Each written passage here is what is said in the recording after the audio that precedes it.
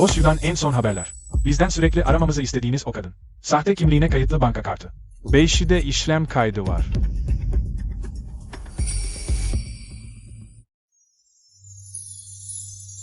Bir yıl oldu. Hala saklanabiliyor.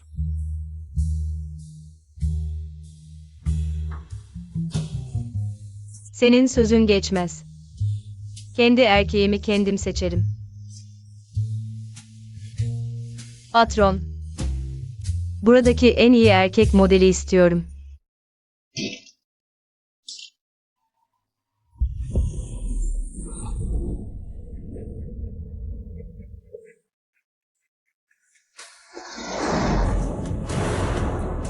Bu koku.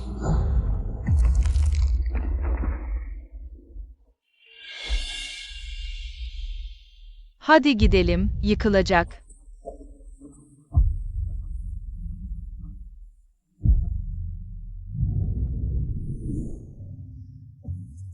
Abla, bana bak. Abla, bana bak. Bana bak.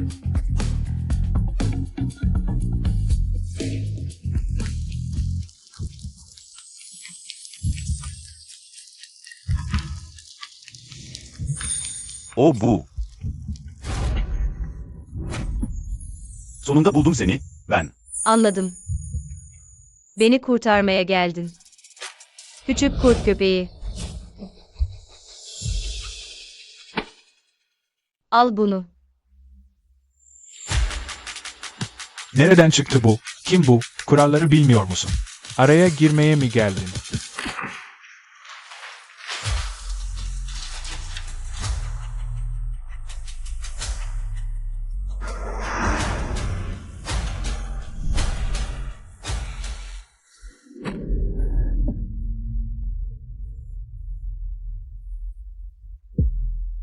Küçük kurt köpeği. Ablayı hayal kırıklığına uğratma sakın. Sarhoşsun. Çok ayığım.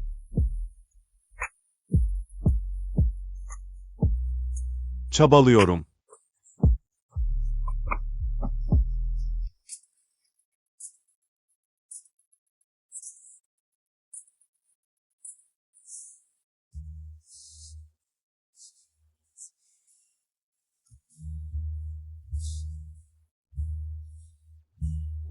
Yetenek fena değil, hizmet kötü. Peki, adı ne? Özür dilerim. Büyük baba izimizi kesti ve dedi ki, Jia ailesiyle evlilik konusunda rahat olmanızı istiyor. Sence ben o kadın canavarını eve mi getireceğim? Sen, büyük babayı atlayarak gizlice araştır. Kesinlikle onun yerini bulmalısın. Anlaşıldı.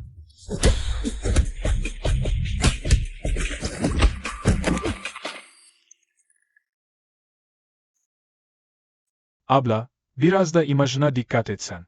Ülkeye döneli bu yıllarda, babanın ayarladığı görücülerin hepsini kovdun. Artık herkes sana kadın canavarı diyor. Fena mı? Daha az ölümüne gelen olsun, beni etkilemesin. Ama sorun şu ki, bu sefer baban o ailesini buldu.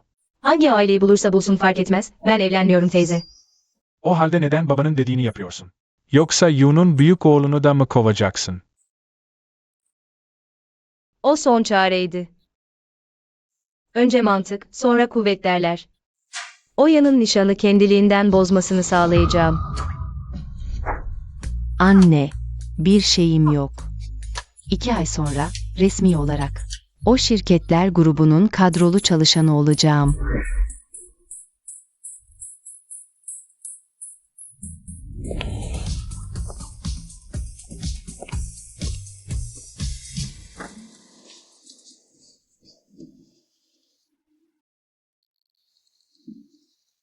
Anne, hala meşgulüm, şimdi kapatıyorum. O abimin en nefret ettiği şey, iş becerisi zayıf aptallardır. Sadece bu şekilde yap, yeter.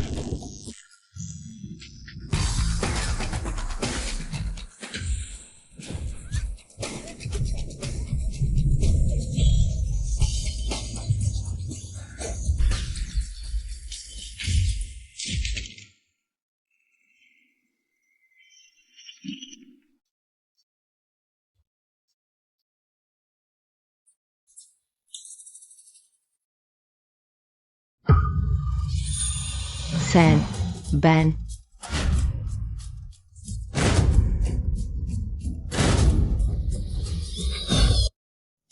Yani gerçekten ruh değişimi mi yaşadık?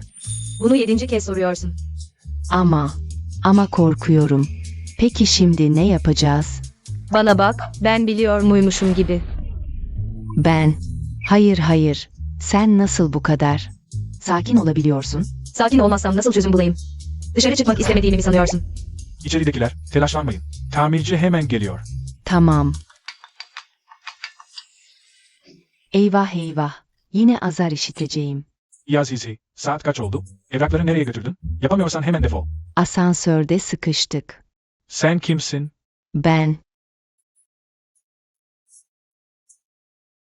Lütfen. Bu işe gerçekten çok ihtiyacım var. Lütfen bana yardım et. O kibirli yüzümle yalvarır gibi yapmayı bırakabilir misin? Asansörde sıkıştık, hemen gel. Teşekkürler. 1 saniye tarayalım. Ben insan kaynakları stajyeri Iyasisi. Sen hangi departmandansın? Sekreterlik departmanı, yaz üye, ilk iş günüm. Şanslıymışsın. Ama o ailesinin hisselerine sahibim. Sekreterliğe yeni başlamama rağmen doğrudan üst düzey yönetici toplantısına katılacağım. Birazdan sen katılacaksın. Ben mi? Üst düzey toplantısına mı gideceğim? Ama ben hiçbir şey bilmiyorum ki. İşte bu yüzden senin bilmen gerekmiyor. O zaman ya bir şeyleri batırırsam, işini kaybetmene neden olursam? İşte o zaman kurtulurum. Sadece kendin ol, yeter. Başka şeyleri düşünme. Hatta istediğin gibi davranabilirsin. Girin. Başkan, bugünkü üst düzey yönetici toplantısı için evraklar hazırlandı. Bu arada Şia ailesi nişanı ayarlamak için Bayan Oaya'yı sekreterlik departmanına yerleştirdi. Bugün işe başladı. Her zamanki gibi hemen uzaklaştır. Anlaşıldı. Boss o. Böyle yaparak yaşlı beyin ayarladığı genç hanımları tek tek göndermek yerine daha iyi değil. Bir daha uğraşmamak için. Biliyorsun ki ben Şia ailesinin evlatlığıyım. Yarı Şia ailesinden sayılırım. Şia ve o ailelerinin evliliği zor ortadan kaldırılıyorsa daha iyisi. Ben senin kız arkadaşın gibi davranayım. Gerek yok. Her zamanki gibi devam et. Unutma. Aşırıya kaçma. İşimi yaparken içiniz rahat olsun. Üst düzey yönetici toplantısından sonra gitmek zorunda kalacak. Bu o grubu birçok insanın peşinde koştuğu. Altın kase, ben bile zorla staj fırsatı buldum. Sık sık azarlansam da dişimi sıkıp katlandım. Sen böyle umursamaz davranıyorsun. Birinin balı diğerinin zehri, şaşırmana gerek yok.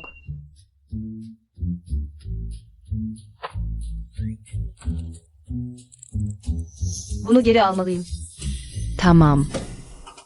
Şia ailesinin hanımefendisi, toplantı başlayacak, acele edin. Bu işi umursamadığını biliyorum. Ama ben gerçekten çok umursuyorum. Lütfen, bu işimi korumama kesinlikle yardım et. Yalvarırım. Anladım, çabuk git. Yalvarırım. Lütfen.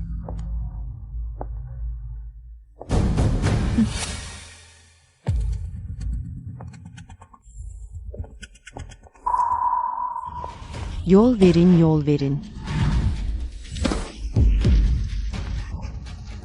Yol verin dedim. Yolun ortasında durmayın. Toplantıda kullanılacak belgeler, özür dilerim. Bu yeni gelen, hiç farkında değil, çok utanç verici.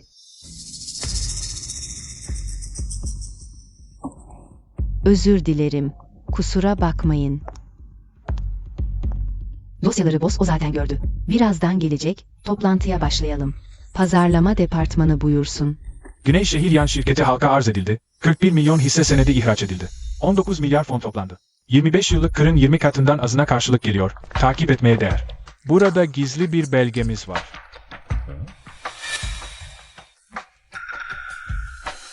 Ben kimim, neredeyim, söyledikleri her kelime. Açıkça duydum ama neden beyin kabuğum? Hiç iz bırakmıyor. Sekreterlik departmanı çalışanları işte ne yapmaları gerektiğini bilmiyor mu? Neden hep bana bakıyorsunuz? Sekreterlik departmanı. Sadece ben değilim ki. Üstelik ayakkabım bile yok. Ne bekliyorsun? Hemen müdüre su getir.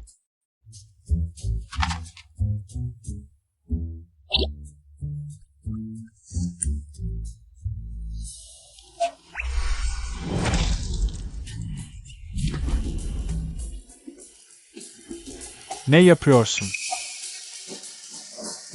Senin gibi biri de sekreterlikte çalışabilir mi? Özür dilerim, özür dilerim. Gerçekten çok üzgünüm. Ben. Sekreterliğe uygun değilsen kendini zorlama. Bence işten ayrılabilirsin. Sadece bir bardak su döktün diye. İşten mi ayrılmalıyım? Hadi kavga edelim. Hadi, kızın ejderha tarafını göster.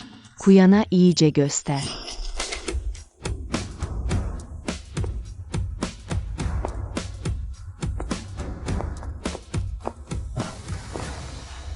Küçük bir aksilik oldu. İstediğin rapor. Bu yeni gelen tarafından mahvedildi. Son kez söylüyorum. O şirketi profesyonel olmayanları kabul etmez. Artık insan kaynaklarına gidip işten ayrılma işlemlerini yapabilirsin. Çok korkunç. İşten ayrıldı bile. Şükürler olsun. Şükürler olsun ki İlyas kendisi. Bu işi umursamıyor. Yoksa...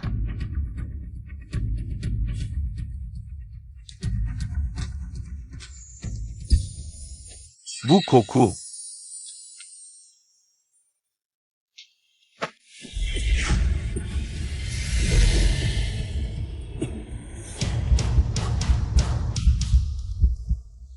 Sen Yasiue?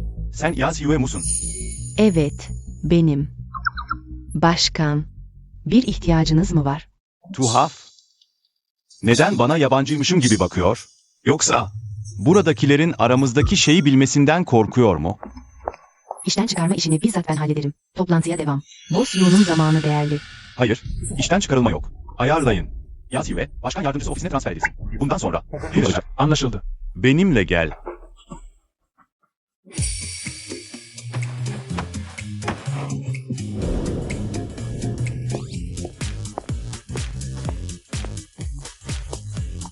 Bu ne durum? Yazıyor. Olmuş. Efsanevi Kızıl Ejderha Çenglong. Belli olmuyordu. İşte o. Başkanımızla nişanlı olan. Kesin o. Boso'yu görmedin mi? Adamı kucağına alıp götürdü. Aman tanrım. Çok direkt. Bitti. Bitti. Kariyerim karardı. Suyu abla. Yanlışlıkla dokunulmaması gereken birine mi dokundum acaba? Ne panikliyorsun? Sadece sözlü bir nişan. Henüz nişanlanmadılar bile. Kendini beğenmiş Yasiue. Bugün nasıl da zayıf, masum bir çiçek gibi davranıyor. Kesin Kuyan'ı beğendi. Ve beğenilmemekten korkup uslu numarası yapıyor. Olmaz. Onu ifşa etmeliyim. Uyan kesinlikle benim olmalı.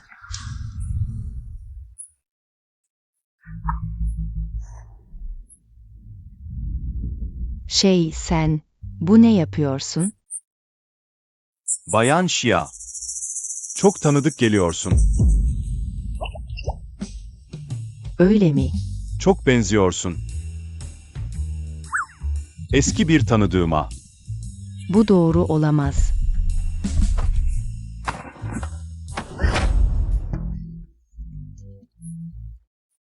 Senin gelmeni bekliyordum. Çok uzun zamandır. Eski tanıdık, hala beni bekliyor. Gidi, bu tam anlamıyla. İş yerinde cinsel taciz. Sen, kendine gel. Böyle devam edersen, ben, polis çağırırım. Polis mi? Kendine gel. Yanlış kişiyi tanımadım ki. Patron o. Dosya. Bu, Bayan Viaya'nın dosyası. Bilgi çok değil ama o, 1 yıl önce Avustralya'dan döndü.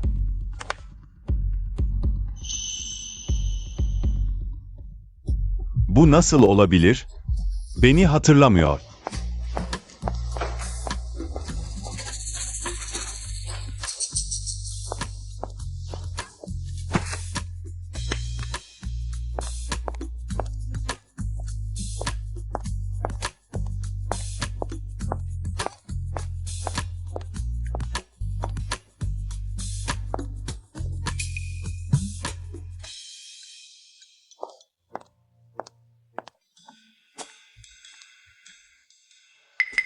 Şia Zizizi. İş raporumu sen mi yazdın? Teslim etmemi geciktirdi. Bunun sorumluluğunu alabilir misin? Senin iş raporun. Neden ben yazayım? Deli misin stajyer? Ben yaz dediysem yazacaksın. Patronum değilsin ki bana nasıl iş verirsin? Tamam, bekle sen. Müdür Zhang yukarıdaki toplantıdan inince. Bugün seni kovarım. Ailesi çok mu sağlam? Müdür Zhang'ı bile kullanabiliyor. O, müdür Zhang'ın yakın arkadaşı. Onu gücendirdin. Artık kadroya geçmeyi düşünme. Şia zisisi. Yerinde olsam hemen ondan özür dilerdim. Belki birkaç gün daha dayanırsın. Özür mü? Asla. İstifa mı? Daha da imkansız.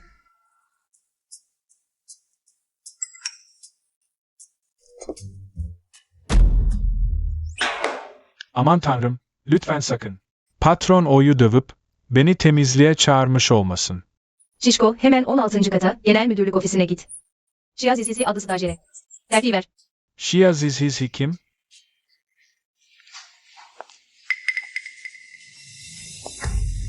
Bazıları hala buradaymış. Epey dayanıklıymış. Abla Lili, tatilden döndün mü? Yeni çanta bu değil mi? Sınırlı sayıda üretilmiş gibi duruyor. Ne yapayım? Erkek arkadaşım ısrarla aldırdı. Mağaza stok için 3 ay bekletti.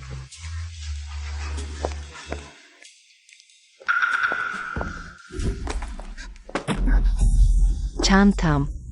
Özür dilerim, fark etmedim. Bu çantanın ne kadar pahalı olduğunu biliyor musun? Bu lüks bir marka. Çarpıp bozduğun için ödeyebilir misin? Abla Lili, onunla uğraşma. Bugün kovulacak zaten. Kovulması doğru olmuş. Onun gibi bir fakir. O şirketine nasıl girebilir? Bir dakika, bu çantayı alamayacağımı mı söylüyorsun? Emin misin? Diamond dikişlerin dolgusu çok kabarık. İlk sesi pazardan alınmış kilit kötü çıkarıyor. 100 liraya bile gelmeyen Nanyo ürünü, neyin gururunu yaşıyorsun? Sen stajyer bir çalışansın. Lüksün ne demek olduğunu anlıyor musun ki? Orijinalinde bağlantı mandalı ince olur, seninkinde. Kaplama o kadar ince ki bakır rengi görünüyor. Orijinalinde oyma yeri kalkma gibi durur. Seninkinde tırtıklar var. Görünüşe göre fazla bile söylemişim. Sahte ürün 100 liraya toptan alırsan 4 tane gelir. Gözlerime inanamıyorum. Bu hala o mu? Normalde sesini çıkarmaya cesareti olmayan stajyer. Stajyerin ayrılmadan önce çılgınlık yapması da normaldir. Bu çantamı erkek arkadaşım hediye etti bana. Erkek arkadaşıma iftira atıyorsun. Erkek arkadaşım benimle ilgilendir. Ona iftira atmaya ihtiyacım var. Sen. Patron geldi. Çabuk çabuk. İşine bak. Nasıl konuşuyorsun? Yazhizi. Özür dile. Zam müdür sebebini sormadan hemen bana hatalı olduğunu söylüyor. Yoksa sen onun erkek arkadaşı mısın? Ne saçmalıyorsun? Lili Hanım'ın erkek arkadaşı. 21. katın Viyakshosu. Boss Wang'ın sağ kolu. Asistan Wang. Alabilir. O zaman demek ki erkek arkadaşın düşünmüş ki. Sen gerçek ürün kullanmaya layık değilsin.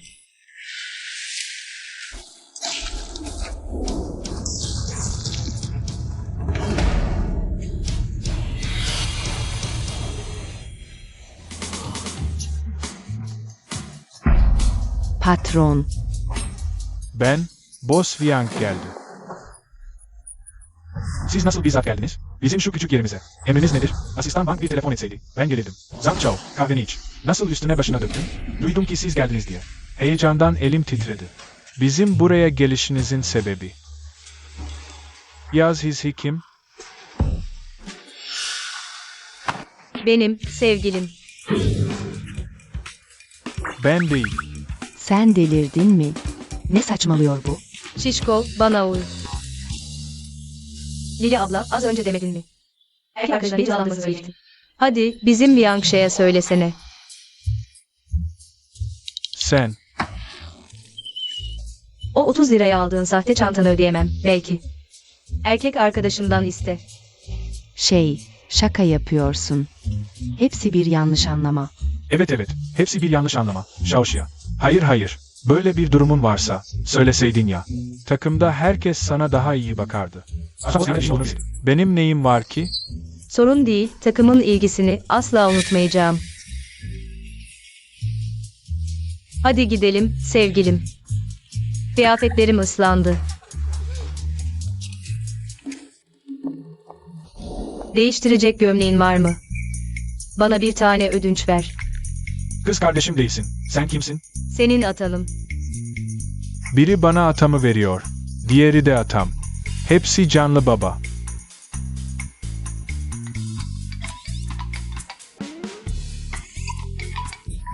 Yu ablamın telefonunu çaldın.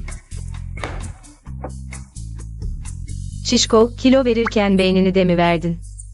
Sadece Yu ablam bana şişko der. Sen bana nasıl şişko diyebilirsin? Sen biraz yiyorsun. Çok da aptal değilsin. Bu bilimsel değil. Ben de sormak istiyorum. Kafam karıştı, nedenler değişti. Sabah boyunca sinir oldum. Kıyafet.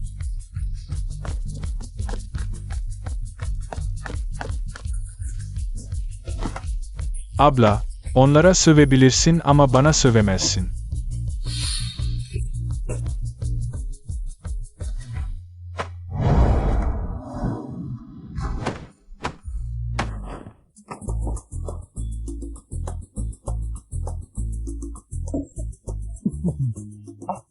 Beden değiştirmek gerçekten saçma ama pratikte oldu. Kabullenmeliyiz. Bedenleri geri değiştirmenin bir yolunu bulacağım. Ama o zamana kadar senin ağzını kapatman gerekiyor. Tamam abla. Peki, diğer sen nerede?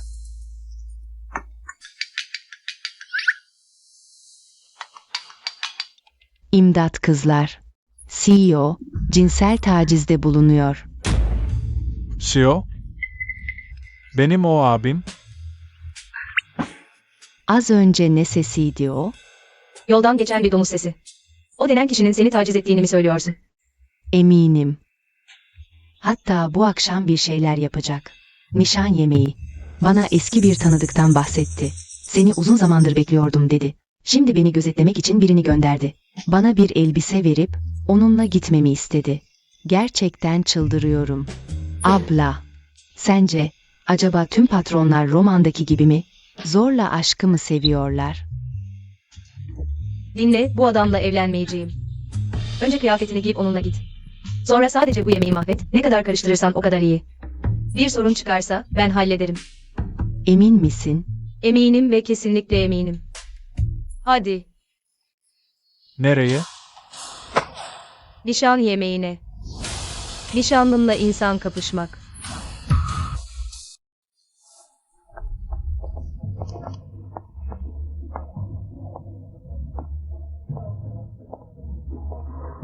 Pasta? Gerçekten nişanlanıyorlar mı? Bu kadar acele mi? Bitti. Gerçekten nişanlanacak. İmdat. Hemen geliyorum, korkma. Direkt müdahale et, mahvet şunu. Mahvetmek? Nasıl mahvedeceğim? Direkt kaçsam olur mu? Utangaç ve çekingen. Bir yıl önceki güçlü halinden tamamen farklı. Ama dışarıda ona dişi canavar diyorlar. Yoksa kasıtlı mı gizleniyor? Yoksa seni yiyeceğimden mi korkuyorsun?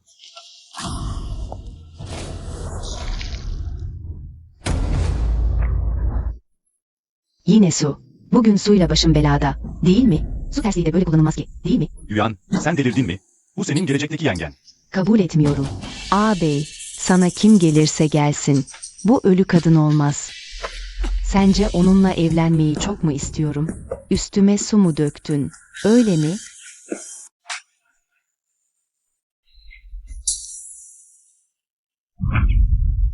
Bana dokunma. Nişanlanma.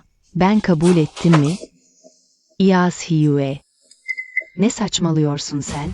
Bugün o ve Ju ailelerinin nişan töreni. Çekil. Çekil dedi, duymuyor musun?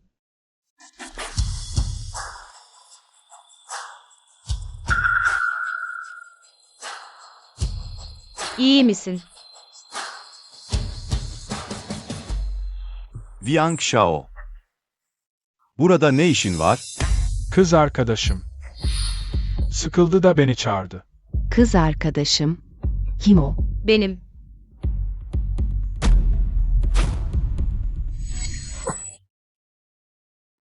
O erkek model. O burada ne arıyor? Üstelik Tombiş'le samimi. Bekle. Tombiş az önce ona o abi dedi. Yoksa o benimle evlenecek olan Uyan mı? Siz ikiniz nasıl sevgili olabilirsiniz? Viang Shao, beni reddetmek için. Her türlü insanı mı buldun? Önce Iyasiyue, şimdi de. Böyle fakir bir kız mı? Hiç mi seçici değilsin? Sevgilim, bir şey yapmayacak mısın? Sevgilim, bir şey yapmayacak mısın? Yuyan, Sen benim o ağabeyin kız kardeşi olsan da. Ama saygısız konuşmanı hiç sevmedim. Şimdi, hemen, kız arkadaşım İyazi. Zehe'ye özür dile. Özür mü dileyeceğim? Yuyan. Özür dile. Ağabey, Sadece Biancha'dan ve kız arkadaşından özür dilemekle kalmayacak. Bayan CIA'dan da özür dileyeceksin. Üstelik bugünkü ev sahibinden de özür dileyeceksin. Tamamen senin kontrolden çıkıp öfkelenmen yüzünden. İkinci ağabeyinle Bayan Kue'nin nişan töreni. Şu hale geldi.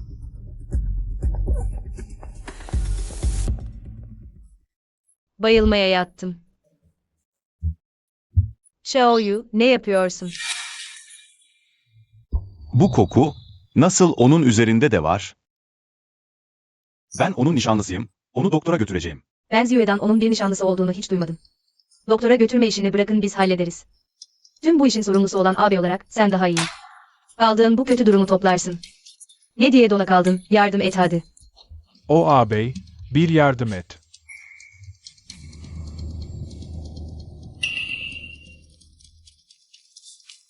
Bayılmaya yattım. Bunu kim yaptı? Ben. Adı Wang Shao, kendimizden. İkimizin ruh değişimi olayını o biliyor. Soracağın ne varsa sorabilirsin. düşmanın çok fazla değil mi? Fena sayılmaz. Şu manyak kadın hiçbir şey demeden üzerime bir sürü şey döktü. Buna hala fena sayılmaz mı diyorsun? Yuan Sha'ya aşık ama karşılığını alamıyor. O herkese eşit derecede kıskançlık duyuyor. Wang Sha'nın yanındaki tüm kadınlara. Özür dilerim, o kız biraz aşırı takıntılı. Seni yordu. Ne kibarlık ediyorsun? Eğer suyu sana tuzak kurarsa sakın çekinme. Diş göz gider. Genel müdür yardımcısı Suyu. O da mı düşmanın? Bugün bana karşı sert olması da bundanmış demek. O düşman sayılmaz bile. O sadece... Kendini beğenmezlikten gelen bir palyaço sadece. Patron o, bu işi. Neden kendin yükleniyorsun ki? Değersiz bir Yankol ailesi Ferdi. Bile o ailesinin ana kolunun hisselerini yemeye kalkıyor. Sadece ona bir ders veriyorum. Bu iş o ikinci beyefendinin size kinlenmesine neden olacak. Bu olay olmasa kinlenmeyecek miydi? Bırak ne yaparsa yapsın. Yaz Yue'nin bulabildiği bilgi çok kısıtlı. O zaman başka bir giriş noktası deneyelim. Ne demek istiyorsunuz? Yanlış. Onunla iyi görünüyor. Oradan bir şeyler öğrenelim. Böyle bir yerde mi yaşıyorsun? Bu evim küçük ama her şeyi var. Tam teçhizatlı. Boss Yang, bu durumdan hoşlanmıyorsanız, İK ile konuşup maaşımı birazcık arttırırız. Artık metafizikle kaderimi değiştirmeyeceğim. Eğer müdür bey biraz altın patlatıp, benim gibi bir işçiyi şımartırsa, siz benim servet tanrım olursunuz. Tamam, olur. Ama önce kadroya geçmeni beklememiz lazım. Metafizikte kader değiştirmekten bahsetmişken acaba beden değiştirmemiz? Senin o metafizik büyün yüzünden mi oldu? Eğer böyle bir yeteneğim olsaydı, direkt boss o ile beden değiştirir. Rahat bir hayat yaşardım. Neden seninle değişeyim? Ama bu dediğin doğru değil. Ben yok, Şia ailesinin kızıyım. Ben de rahat yaşayabilirim. Madem rahat yaşayabiliyorsun, neden çalışıyorsun ki? Boş zamanın var diyelim. Tamam, gerekli eşyalarını topla. Geri kalanını burada bırak, benimle gel. Nereye gidiyoruz? İstediğin rahat hayatı yaşamaya gidiyoruz. Rüya mı görüyorum ben? Rüyan gerçek oluyor. Boş boş durma, kartı geçiriyorum. Bana da mı alıyorsun? Merak etme, onunla nazlanmana gerek yok. Zaten kendine de iyi bakıyor. Git hadi.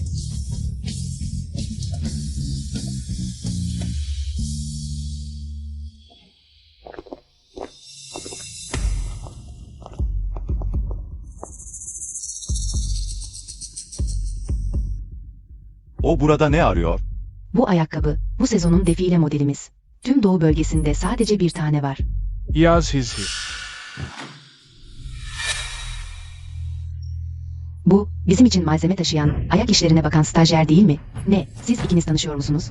Bu, bahsettiğim eski kız arkadaşım. Yaz Hizhi. Burası senin gelmen gereken bir yer değil. Sadece bir lüks mağaza, neden gelemeyeyim? Burada alışveriş yapmak yüz binler, milyonlara mal oluyor. Sen beş parasız bir stajyersin. Nasıl alışveriş yapabilirsin? Sana tavsiyem, gösteriş meraklısı olma. Canım, bu dediğin doğru değil. O buraya. Zengin bir amca bulup biraz harçlık kapmaya gelmiş olabilir. Ne, hayatın zor mu gidiyor? Herkesi meslektaşın gibi mi görüyorsun? Yaz Hizhi. Kız arkadaşımla nasıl böyle konuşursun? O sana iyilik yapıp uyarıyor. Yanlış yola sapmandan korkuyor. Bir yumuşak yiyen, yüzsüz bir adam, insan. Da yalaka. Sen. Bunu geri ver. Dur bakalım. Bu ayakkabıyı ben alıyorum. Sıraya uymak gerekmez mi? Hiç terbiyen yok mu? Bana sıradan bahsediyorsun. Bu ayakkabıyı bugün alamazsın. Anladın mı? Bayan Ai, salak, nasıl herkesi içeri alıyorsunuz? Yüksek moda sadece saygın looklere satılır. Bayan Ai yılda milyonlarca harcıyor. Hemen bu ayakkabıyı. Kusura bakmayın. İster erkek olsun, ister ayakkabı, benim istediğim her şeyi alırım. Endişelenme patron o. Ona alçak gönüllü olmayı öğretmek için fırsat kollayacağım. Çöpe atılmış erkeği hazine sanıyorsun. Al şunu. Bu ayakkabıya gelince gerçekten alamazsın. Sadece bu ayakkabıyı değil, bu markanın. Bu yılki tüm yeni yüksek moda ürünlerini alıyorum. Bu, dünyada sadece 4 tane olan marka VC kartı. İmkansız. Bu kesinlikle sahte. Marka vıcların hepsinde isim kaydı vardır. İnanmıyorsan kontrol ettir. Bu kartın sahibinin soyadı Şia mı? Evet, Bayan Şia. Tamam, yüksek moda almaya yetkin olsam bile. Bu sezonun yüksek moda ürünlerinin toplam fiyatını biliyor musun? Sadece bu tek parça 6 milyon değerinde, palavra atma. Biraz mantıklı düşün. Peki alabilecek miyim bakalım? Shia's Hue. Geldim. Kart. Hadi ödeyelim. Bayan Şia, ben mağazanın satış şampiyonu ve yardımcı müdürüyüm. Size hizmet etmekten mutluluk duyarım. Gerek yok. Bugünkü tüm alışveriş puanlarım onun adına yazılsın. Li Biakyang, eski kız arkadaşının fakir bir kız olduğunu söylemiştin. Zey. Bunları sevdiğini bilmiyordum. Daha önce hiç giydiğini görmemiştim. Çünkü sen yay değilsin. Sen.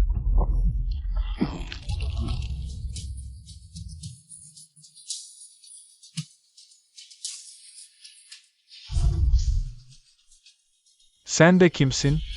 Kapa çeneni. Patron Wiang, siz burada ne yapıyorsunuz? Ben mi? Stajyer kız arkadaşımla takılıyorum. Yaz hizhi alışveriş yapıyor. Stajyer kız arkadaş. Bu kadar sert mi? Patron o. Yaz hizhinin bilgileri bulundu. Şehirli, sıradan aile, endüstri üniversitesi mezunu. Mezuniyet sonrası staj için o şirketine girdi. Temiz geçmiş, sıradan özgeçmiş, dar sosyal çevre. Üst düzey insanlarla teması yok. Hiç kesişme yok. Yaz Hue ile çok yakınlar. Kafam karıştı ama bulamadım. Ne tür bir bağlantıları var? Ama dün gece Yaz Hue. Yaz Hizhi gerçekten nehir kıyısındaki malikanede kaldı. Şia ailesinin kızıyla girip çıktı. Kesişme yok. Ama Yaz Hue'nin VUC kartı onda. Onun siyah kartını bile kullanabiliyor. Bu ikisi. İlginç. İkisinin de aynı kokuyu taşıması şaşırtıcı değil. Bu arada, daha komiği, patron Wiang diyor ki, Yaz Hizhi onun kız arkadaşı. Ama ben de araştırdım, önceden. Hiç temas izi yok. Wiang Shao belki oyun oynuyor. Ama belki de ilk görüşte aşık oldu. Tamam.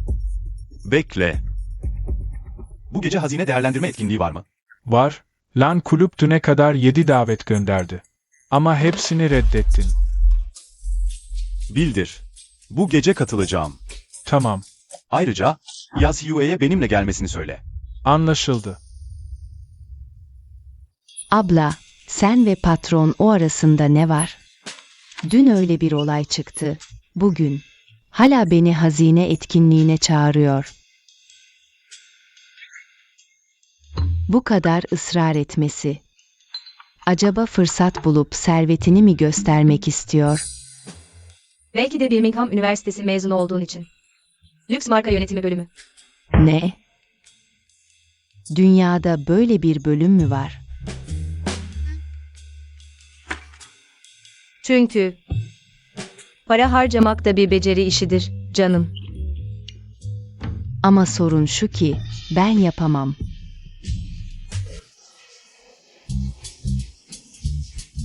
Sanat dediğin, herkesin işi değil. Bu neyin resmi böyle?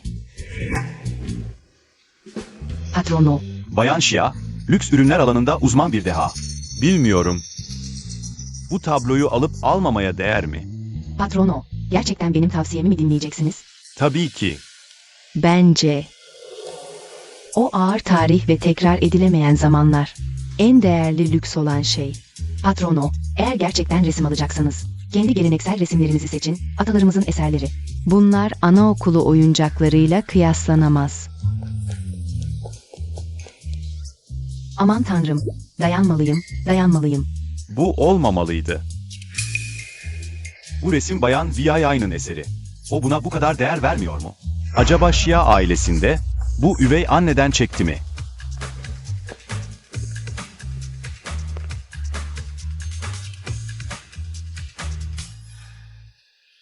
Beyler, bayanlar, bugünkü ilk müzayede ürünü. Victoria döneminden bir mücevher. Altın tel işleme tekniği. Ana taşı, burma, Monk Hseo madeninden, ısıl işlem görmemiş. 8 karat yakut. Yakut mu? Paran olsa bile bulamayabilirsin. Bayan Şia, bir tavsiye verir misiniz? Hangi fiyat aralığı uygun olur?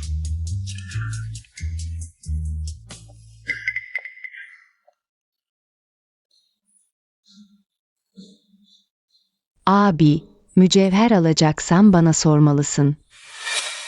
Sadece yiyip içip eğlenen bir ahmak ben. Bu hazineyi anlayamaz herhalde, değil mi? O Van. Bayan Şia, Birmingham Üniversitesi. Lüks ürünler bölümünden mezun bir deha. Çok kabasın. Öyle mi? O halde sorayım, Bayan Şia, bu hazine. Biz o ailesi için uygun mu? Bu mücevher. Almanızı önermem. Şiazhiyu. O lüks ürünler dehası unvanın. Parayla satın alınmış olmalı. Ben. Böylesine nadir, saf güvercin kanı kırmızısı. Ve sen almayı önermiyorsun. Sen lüks ürünlerden hiç anlıyor musun? Ne? Bu saf güvercin kanı kırmızısı mı? Saflığı çok yüksek, ağırlığı çok fazla. Kim güvercin kanı kırmızısı olduğunu düşünebilirdi ki? O hanım gerçekten iyi bir göze sahip. Abi, güvercin kanı kırmızısını bile tanıyamayan bir Şia ailesi hanımı. Bizim o ailesinin kapısından girmeye layık değildir. Onun o ailesinin kapısından girmeye layık olup olmamasıyla lüks ürünleri anlayıp anlamaması arasında hiçbir bağlantı yok. Şia hanıma gelince, bu mücevheri neden satın almayı önermediği konusunda kendisinin mutlaka bir nedeni olduğuna inanıyorum. Sen onu şımartmaya devam et. Öncelikle, o ailesi hakkında başka hiçbir düşüncem yok. İkincisi, bu mücevher gerçekten koleksiyon için uygun değil. Victoria döneminde yas mücevherleri yaygındı. Ölen kişinin saçlarını mücevherlerle mühürleyip almak için kullanılırdı. Bu mücevher, altın iplikle oyulmuş gözyaşı şekli, tipik bir yas mücevheri özelliğidir. Yani güvercin kanı kırmızısı olsa bile ne olur? O ailesi, uğursuz bir şeyi mi koleksiyon yapacak? Uğursuzluk.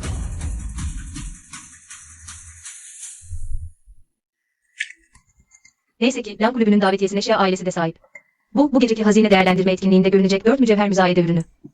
Değerlendirme içeriğini senin için yazdım. Ezberle. Sen harikasın, tamam mı? Ne hava atıyorsun?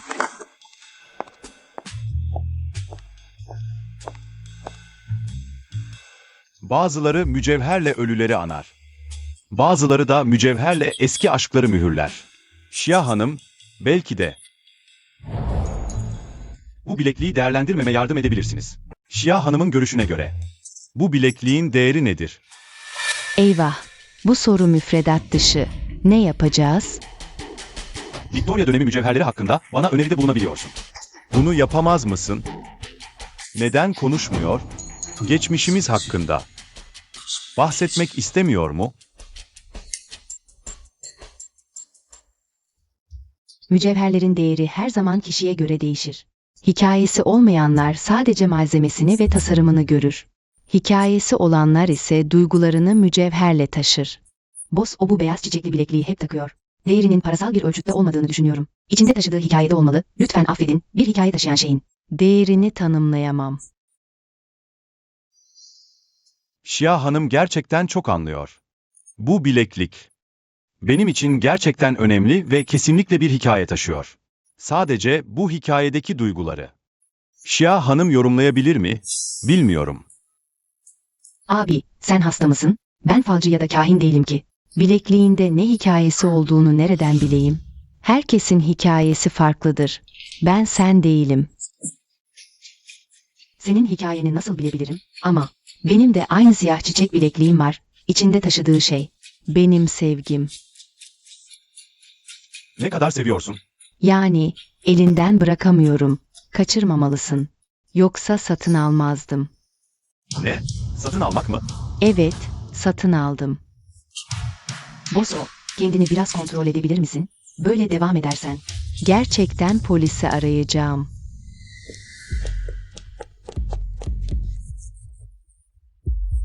Ziyu yeğenim, burada olman çok iyi. Bugün bir yeşim taşı getirdim. LAN kulübünün açık artırmada satmasını istedim ama kabul etmediler. Sen de hazine değerlendirmeyi biliyor musun? Belki. Benim için LAN kulübünün yöneticisiyle konuşabilirsin. Eyvah eyvah, bittim. Bu soru sadece konu dışı değil, aynı zamanda ölümcül. Ama amca, bugün yapmam gereken işler var. Ben hala Bosyu'ya eşlik etmem gerekiyor. Ayan da kendi insanımız. Belki hep birlikte gidebiliriz. Değil mi? Haydi gidelim. Zhang Fo'ya bizzat davet etti. Gitmemekle uygun olmaz. Hadi, seninle birlikte gidelim. Ne yapacağım? Açığa çıkacağım. Neyin var? Ben.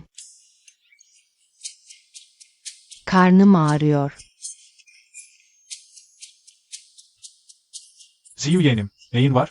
Karnım ağrıyor.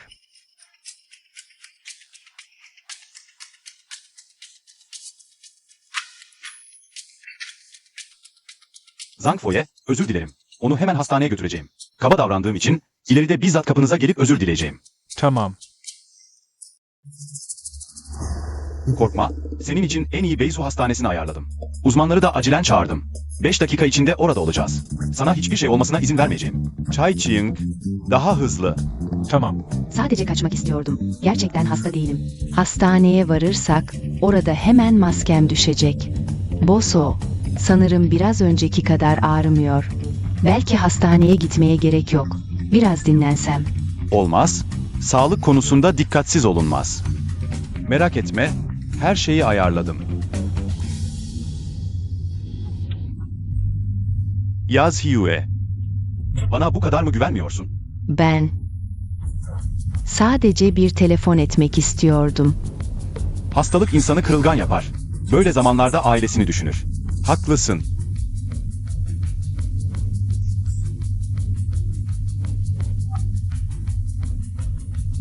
Alo.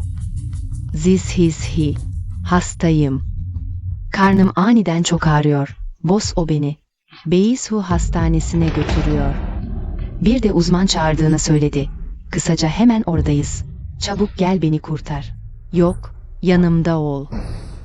Böyle bir zamanda ilk aradığı kişi. Şia Zizizhi'miş. Ne oldu? Benim ve Şia Zihiz'in ilişkisi ortaya çıkacak.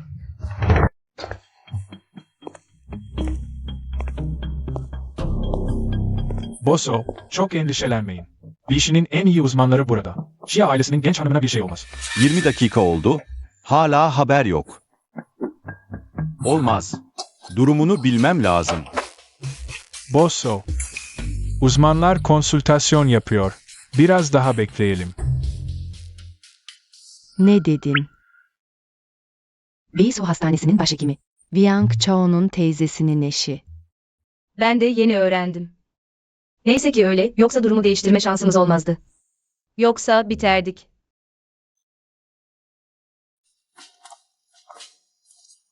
Nasıl? Tamam. Ne ameliyat ne iğne gerek. Sadece. Biraz glikoz alman lazım. Sorun yok. Konsültasyon değerlendirmemizi yaptık. Akut apandisit olmasına rağmen durum ciddi değil. Ameliyat gerektirmiyor. Sadece serumla iltihap giderilecek. Emin misiniz? Peki. Ama ilaçlar kesinlikle en iyi, ithal orijinal ilaçlardan olsun. Boss o. Ziyu'yu hastaneye getirdiğin için teşekkür ederim. Yanında ben olacağım, merak etme. Hava da karardı, belki sen gitsen.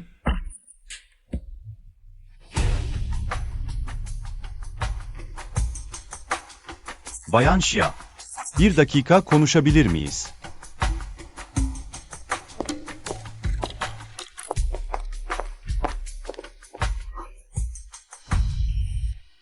Boss O, benimle ne hakkında konuşacaksınız? Merak ediyorum. Siz ve Xia Ziyu aranızdaki ilişki nedir? En yakın arkadaşız, çok samimiyiz. Birbirimizden ayrılamayız türünden. Gerçekten aynı kokuyu paylaşıyorsunuz. Onda da aynı koku var. O zaman bana onun duygusal durumu hakkında bilgi verebilir misin? Ne demek istiyorsunuz? Romantik ilişkiler. Mesela bekar mı? Kime aşık olmuş? Kimlerle geçmişi var gibi şeyler. Bunlar Ziyue'un özel hayatı. Boss Yu'nun bunları araştırması uygun olmaz. Xia Ziyu'yu istiyorum. Bu yüzden. Az şey gerekiyor. Ziyue'dan duydum. Xia ve o aileleri geçen ay. Güçlerini birleştirmek için nişanlandı. Boss Yu'nun Ziyu'yu istemesi de. İki ailenin çıkarı için. Bu yüzden nişanı kabul ettiniz, değil mi? Benim onu istemem çıkarla ilgili değil. Çıkar değilse ne için? Bildiğim kadarıyla siz. Pek temasınız da olmadı.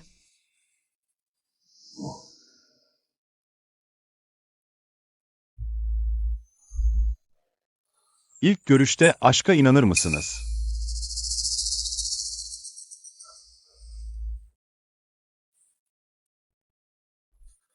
Açıkçası ilk yatışta aşk. Bu sahte erkek model oldukça saf. Madem onun çok yakın arkadaşısın. Bana söyleyebilir misin? Onu nasıl etkileyebilirim?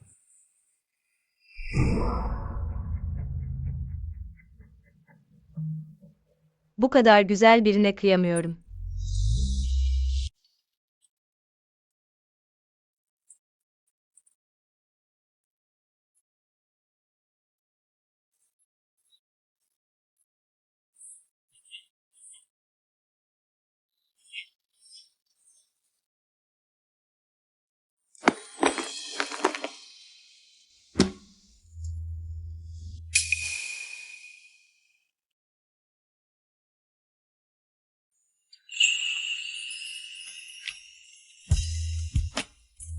Yine de birbirimize bir anı bırakalım.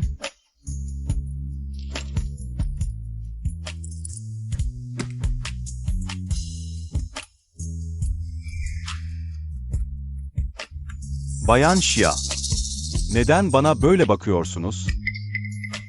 Ben. Söylemek istediğim. Boss O hiç duydunuz mu bilmiyorum ama.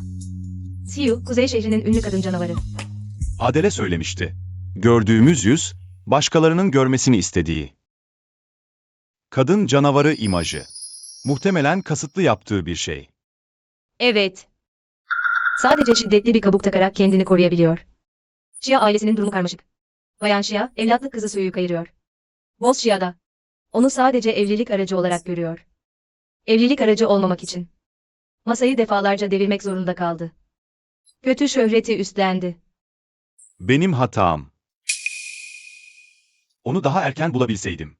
Bu acıları çekmezdi. O beni aradı. Ama iyi ki onu buldum. Bundan sonra onu koruyacağım. Artık kadın canavarı olmasına gerek yok. Evet, artık kadın canavarı olmam gerekmiyor ama şimdi. İyasisi olmalıyım. Şu an Ziyu'yu kovalıyor, yani aslında. Bedenimdeki İyasisi'yi kovalıyor. Bu tam bir karmaşa değil mi? Boss O Ziyu'yu korumak istiyor. Onun adına teşekkür ederim. Ama üzgünüm, sana söyleyemem. Onun nasıl mutlu edileceğini, tabii ki. Ziyu'yu da senin onu sevdiğini söylemeyeceğim. Hatta, Bossu'ya tavsiyede bulunacağım. Bu süre zarfında onu kovalamaması için. Neden? Çünkü Ziyu'nun evliliği. Xia ailesinin ona kurduğu tuzaklarla dolu. Ona ait hisseleri geri alana kadar kolayca evlenmeyecek. Sen bile onun savaşma kararlılığını engelleyemezsin. Savaş? Yazhizhi. Ne dediğinin farkında mısın? O Şia ailesinde zulüm görüyor. Sen ise bana onu kovalamamamı, seyirci kalmamı söylüyorsun. Yazhizhi, sen bu kadar duygusuz. Onun en iyi arkadaşı olmaya layık değilsin.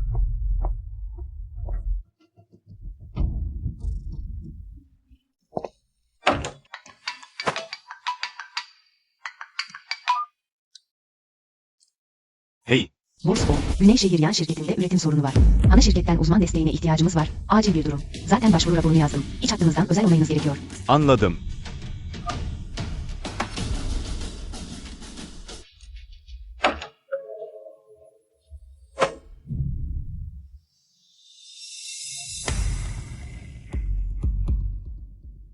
Güneyşehir Yan Şirketi'nin projesi, Xiaomei grubu ile yakından ilişkili. Sen Xia ailesinin manevi kızısın, bu işi senin üstlenmen gerek. Bu arada, entegre departmanındaki stajyeri de. Yazizhi'yi de yanına al. Stajyer, Boss O, anlamıyorum. Neden bir stajyeri götürmem gerekiyor? Sormaman gerekeni sorma.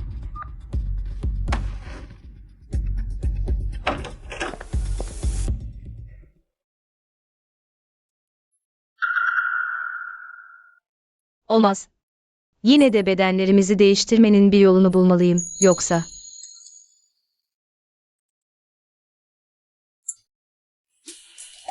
Hemen iş seyahatine çıkıyorum. Uyan. Beni Ninguta'ya sürgün etmen çok hızlı oldu.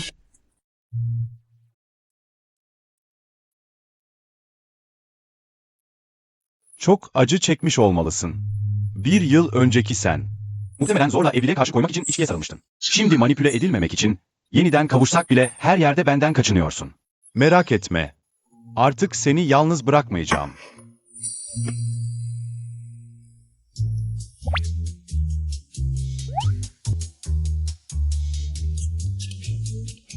Alnım yukarı. Çok tuhaf geldi bu patronun evlilik sözleşmesi de. Duygusuz değil miydi hepsi? Tanrım, lütfen yardım et. Beni rahat bıraksın. Asistan CHU. Sen, beni buraya neden getirdin? Bayan Xia, size bir sürpriz yapmak isteyen biri var. Buyurun.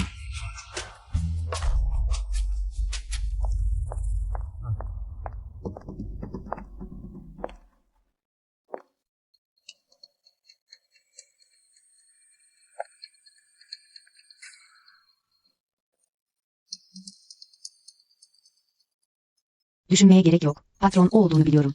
Umarım sürpriz dediği şey korkutucu değildir. Merhaba. Kimse var mı?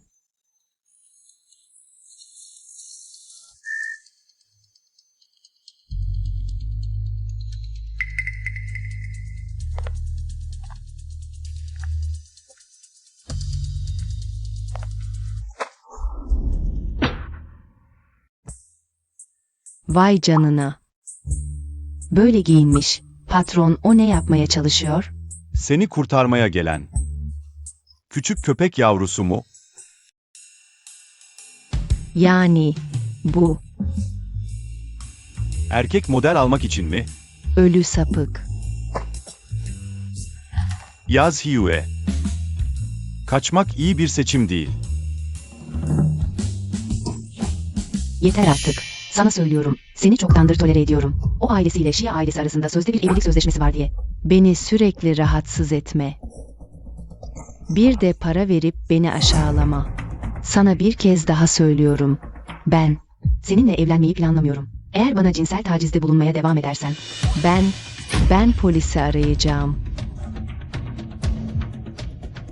Ben sana cinsel taciz mi yapıyorum? Hı? Yaz Hiyue. Bir yıl önce benimle yattığında neden cinsel taciz demedin? Bir deste dolar alıp kucağıma koyduğunda. Beni aşağılamadın mı? Şimdi bana aptal rolü yapıyorsun. Bir de polisi arayacağını söylüyorsun. Tamam. Ara o zaman. Ne diyorsun sen? Ben seninle mi yattım? Bir yıl önce. Bu kimin bilekliği?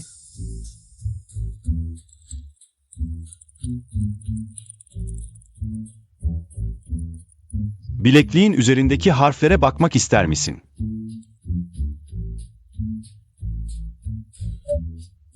Z'ye, Ziyu. Yani benim siyah çiçek bilekliğim. Sende iyi durumda mı?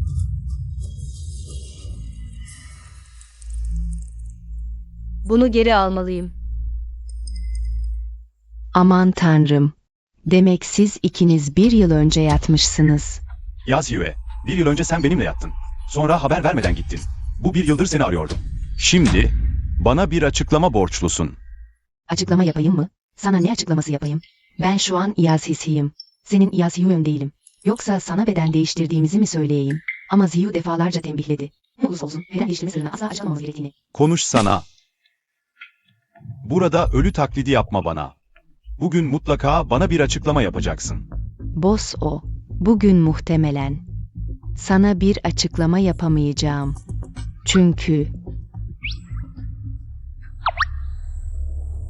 Çünkü hafızamı kaybettim. Söylediklerinin hiçbirini hatırlamıyorum. Ne? Hafıza kaybı mı? 1 yıl önce kafamı çarptım. Dediklerin. Hiç aklımda yok. Eğer beni kandırmıyorsan, o zaman hepsini unutmuşum demek. Ciddi miydi yaralanma? Şimdi iyileştim. Boso. Beni bırakır mısın? Boso, tek başıma sakinleşmeye ihtiyacım var. Bugün bana anlattıklarını sindirmeliyim. Yani, buradan ayrılmama izin verir misin? Seni geri götüreyim. Gerek yok. Asistan CHU beni götürsün yeter. Bekle.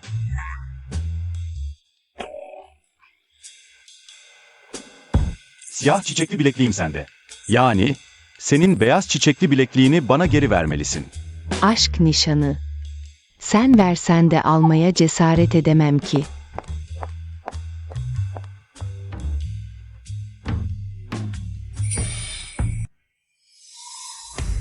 Yedi gün oldu. Hala tamir edemediniz mi? Bu üretim hattının birçok parçası tek tek satılmıyor. Sadece aynı partiden hurda makineler bulup orijinal parçalarını söküp değiştirebiliriz. Böyle iğneyle kuyu kazma işinde 7 gün değil, 1 ay bile ilerleme kaydedemeyebiliriz. Kesinlikle olmaz. O ve Şia gruplarının işlem yaptığı çipler. Hepsi bu üretim hattından geliyor. Gecikmeye tahammülümüz yok.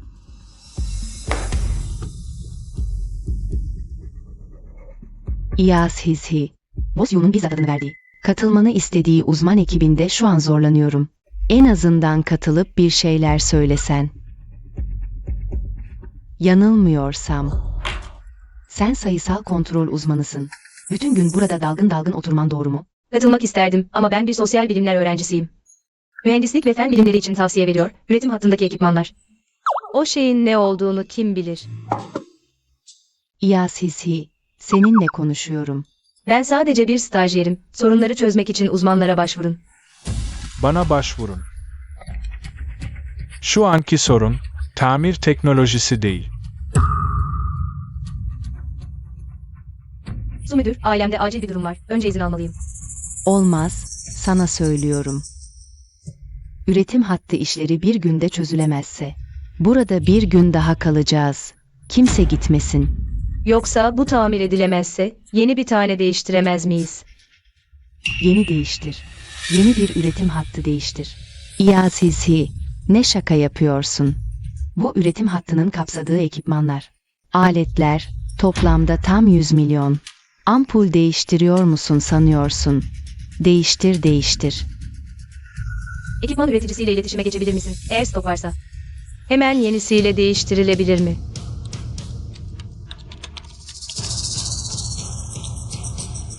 Eğer yeni değiştirmek için onay alınırsa, 10 günde değiştirilebilir. Yoksa Şia ailesinin genç hanımı, merkezle iletişime geçebilir misin? Yenisiyle değiştirmeyi onaylar mısın? Şia ailesinin genç hanımı 1 yıl içinde sadece bir kez gıda alerjisi nedeniyle hastaneye yatmış, sonrasında tıbbi tedavi kaydı yok. Başına bir kaza geldiğini de duymadık. Yaz Yue'nin bana yalan söylemesine gerek yok. Bir kaza olduğunu söylüyorsa mutlaka olmuştur. Sanırım Şia ailesiyle ilgili olmalı. Muhtemelen Şia ailesi görüşerek etkisini ortadan kaldırmıştır. O zaman şimdi, hala araştırmaya devam edecek miyiz? Şia ailesi kasıtlı olarak gizliyorsa yanlışlıkla ters tepebilir. Aksine ona sıkıntı getirebilir. Şöyle yapalım. Yönünü değiştirelim. Şia ailesi işletmelerinin son bir yıldaki tüm finansal raporlarını takip edip düzenleyelim. Bilmem gerekiyor. Onun sıkıntısı ne? Anladım.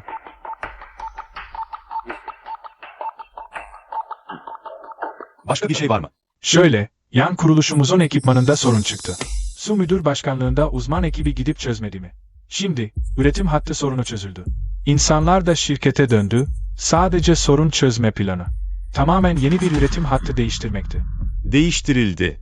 Onay süreci ne zaman başladı? Bu olaydan haberim yok. Nasıl oldu? Onay sürecinden geçmedi, çünkü parayı biz ödemedik. Biz değilsek kim? İyaz Hizhi. O stajyer ne? Duydunuz mu? IACC kendi cebinden. Bağlı şirket için yeni bir üretim hattı aldı. Dalga geçme. O hat milyarlara mal olur. Hatta Boss Viank ile sevgili olsa bile bu parayı çıkaramaz. Belli olmaz. İlginç bir haberim var. Genel müdürlükten Aymi'yi. Tanıyorsunuz değil mi? Su müdürle çalışıyordu, kariyeri zirvedeydi. Ama aniden, ıssız bir adaya transfer edildi. Neden biliyor musunuz? Büyük birini mi gücendirdi? Büyük biri değil, şirketimizdeki. Bir stajyeri gücendirdi. Yoksa IACC mi? Kesinlikle öyle. Söylenene göre o stajyerin kara kartı bile varmış.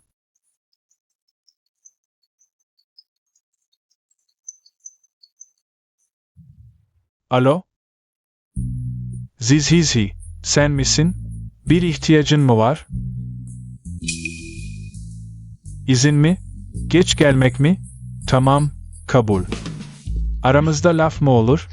Rica etme.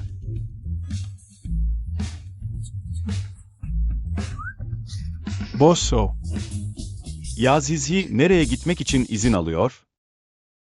1 yıl önce ailevi bir evlilik yapıp yurt dışına gönderilip piyon olmak istemedin.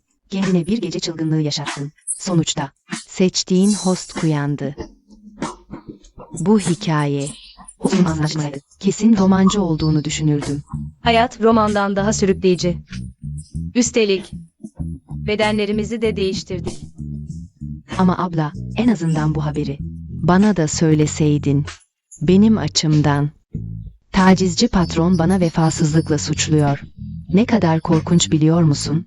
Beni Japon yapıyorsun. Aslında o şirketinde işe başlamadan önce kimse benimle evlenileceğini söylemedi. O şirketin CEO'su. O host muydu? Ayrıca böyle bir şeyi ağzıma almak da kolay değil. Doğru. Ama ikiniz öyle bir şey yaşadınız. Bu evlilik teklifini reddedecek misin? Reddet, kesinlikle reddet. Birincisi, şu anki durumumuz. İkincisi, bu evlilik hisse kaybıma yol açacak. Bu evlilik, asla evlenemezsin. Bekle abla. Biraz daha anlaşılır konuşabilir misin? Gerçekten anlamadım. Neden evlenmek? Hisselerimi kaybettirecek. Basitçe söylemek gerekirse, doğum günümden önce. Eğer evlenirsem, dedemden kalan hisselerim. Ve annemin oğluna hediye edilecek. Bu nasıl olur? Ne kadar yakışıklı olursa olsun, servete engel olamaz. Başkasının cebinden para almak hırsızlıktır. Gerçekten de zengin ailelerde daima entrikalar vardır. Onlar gerçekten de akraba olmayan hırsızlar. Aslında dedemin vasiyetini çoktan okudum. Onlar hisselerim için plan yaparken ben aptal taklidi yaptım. Kendi itibarımı mahvettim, evlenemez hale geldim. 3 ay sonra vasiyet maddeleri yürürlüğe girince onlar bana bir şey yapamayacaklar. Ama merak etme, senin için sonuna kadar savaşacağım. Kendi mal varlığını geri alacağım. Bu sözlerin için, seni görmek için geri dönmeme. 100 milyon harcamaya değer. Ne kadar? patron o. Bu parayı Yazisi kendi isteğiyle harcadı. Neden onu sorgulamak zorundasın? Arkası olmayan bir stajyer nereden bu kadar para bulur?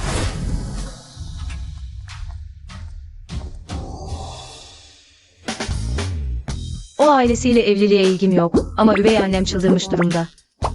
O ailesiyle gelecek hafta yemek ayarladı. Evliliği kesinleştirmek istiyor. Eğer hemen geri dönmeseydim, onlarla nasıl başa çıkardım? Ama abla, bu 100 milyon. Hayatım boyunca bu kadar para kazanamam. Keşke erkek olsaydın, her yolu dener. Sana kur yapar, 1001 türlü yolla seninle evlenirdim. Bana evlenmesen bile seni şımartırdım. Bir de olsa bizim bir bağımız var. Hayatımda erkeğe ihtiyacım yok. Sadece sana ihtiyacım var. Gerçekten çok iyisin. Merak etme, hayatım boyunca seni şımartacağım. Ama şu an 2 önemli işimiz var. Birincisi seni restoran eğitimine götürmek. İkincisi ise ikimizin yerini değiştirmenin bir yolunu bulmak. Sorun değil. Ne yapman gerekiyorsa yap. Seni dinliyorum. Şimdi anladım. Neden Yaz Yue'nin kartını kullanabiliyor. Ve onu istediği gibi yönlendirebiliyor. Demek ki onlar Olamaz. Yanlış mı anladık acaba? yanlış anlama. Bu 100 milyon. Bana söyle, hangi kız arkadaş böyle para harcar? Doğru ya. Olmaz. Bir şeyler yapmalıyım. Onu doğru yola geri döndürmeliyim. Erkeklere bana yeniden aşık olmasını sağlamalıyım.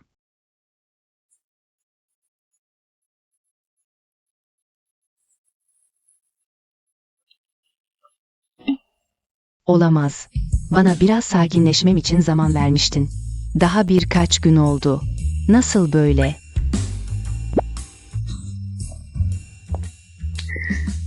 Boss o. Bu.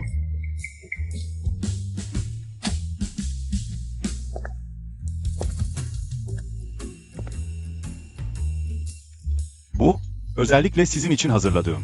Umarım Bayan Şia kabul eder. Bu akşam benimle akşam yemeğine çıkmanızı umuyorum.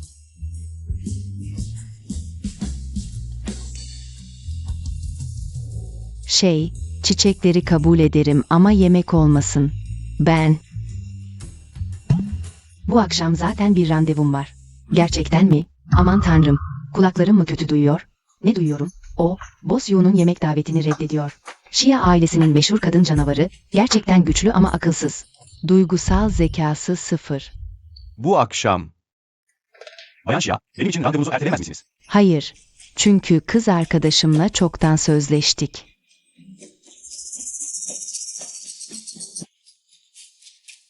Peki. O zaman sizi başka bir zaman davet ederim.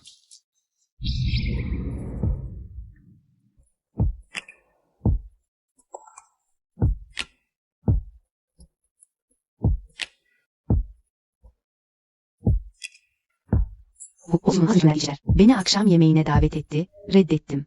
Güller, Yaseminler.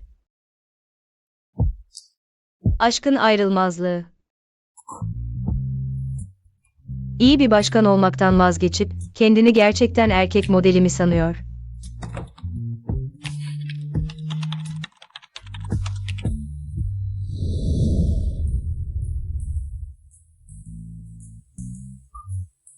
Bosso, ne yemek istersiniz? Biz de şu masadaki gibi olsun.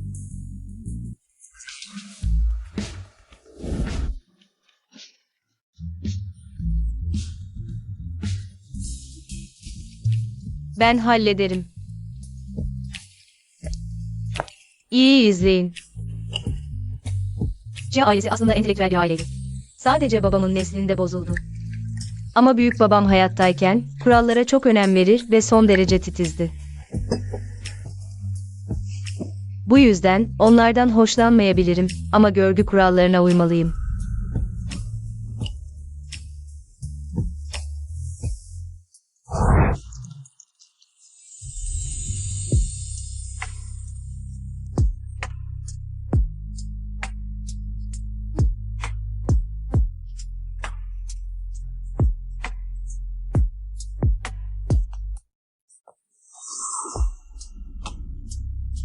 Beyefendiler, bu sizin gerçek aşk ömür boyu çift menünüz.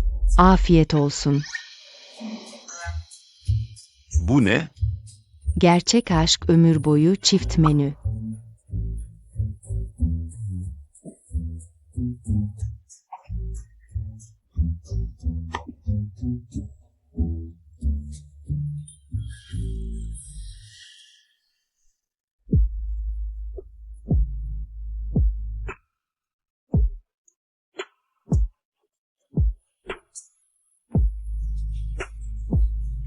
Çıldırmış.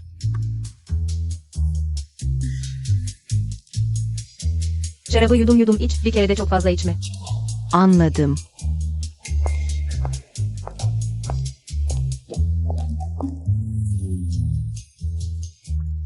Gerçek aşk ömür boyu. Onlar mı?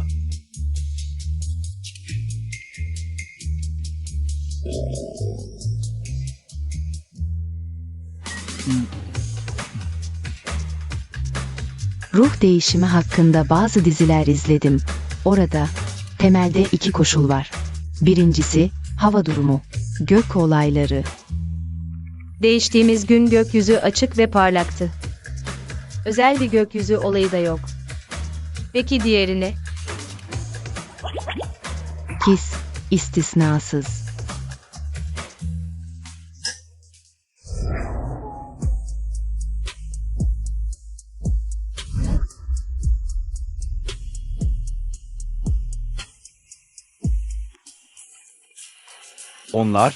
Onlar ne yapıyor? Bu kulağa pek güvenilir gelmese de. Ama beden değiştirmek için. Başka çare yok. Dene bakalım.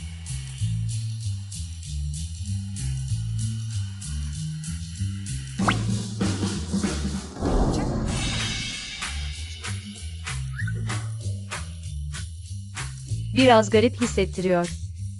Biraz hayal gücünü kullansana. Öptüğüm ben değilim. Kendinsin. Tamam o zaman.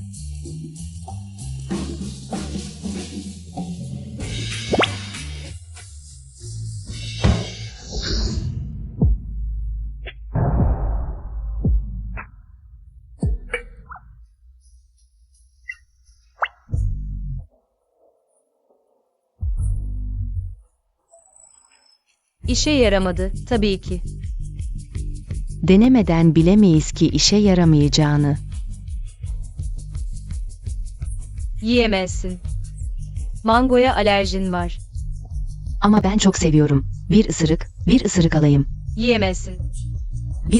Bir ısırık. Yiyemezsin. Boss, sen burada ne yapıyorsun? Ben geldim. Şirkete böyle bir üretim hattı kazandırdığın için teşekkür ederim. Sorun varsa çözülmeli, tamir edilemiyorsa yeni alınır. Sorun şu ki, 100 milyon nasıl harcanır? Onu ben aldırdım. Parayla çözülebilen sorunlar. Sorun değildir.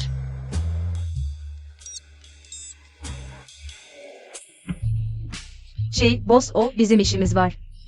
Gitmemiz lazım. Siz, lütfen rahat olun.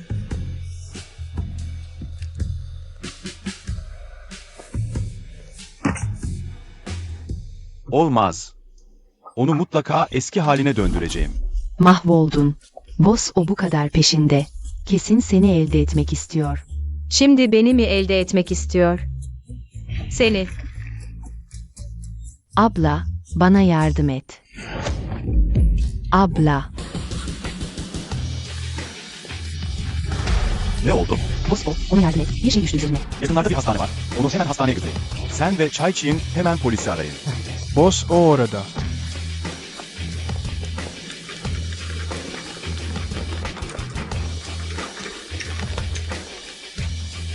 Yakınları lütfen bilgi formunu doldursun. Ben yakını değilim. Kimlik numarası da mı gerekiyor?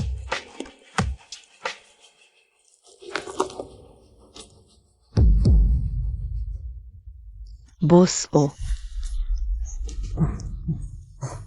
İyasisi nasıl? İyi mi? İçeri alındı. Ama durumu henüz belli değil. Hemşire form doldurmamızı istedi ama onun bilgilerini bilmiyorum. Ben doldururum.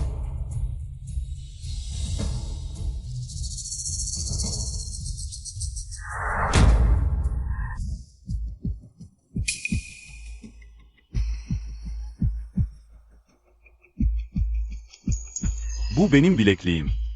Bu nasıl İazizi'nin çantasında olabilir? Dört bir yandaki tanrılara teşekkürler. Ablama baktıkları için. Lütfen, ben sadece yumuşak doku hasarı aldım. Ölümcül bir hastalığım varmış gibi davranma, olur mu? Saçma konuşma. Bayıldığında ne kadar endişelendiğimi biliyor musun? Senden çok korktum. Neredeyse çıldırıyordum. Sadece bayılmışım, iyi ki yanımdaydın. Yanımda olsan ne olur? Seni kaldıramam ki. Seni hastaneye acile uyan taşıdı. Beni hastaneye çağıran da oydu. Kız arkadaşıma bakmam için.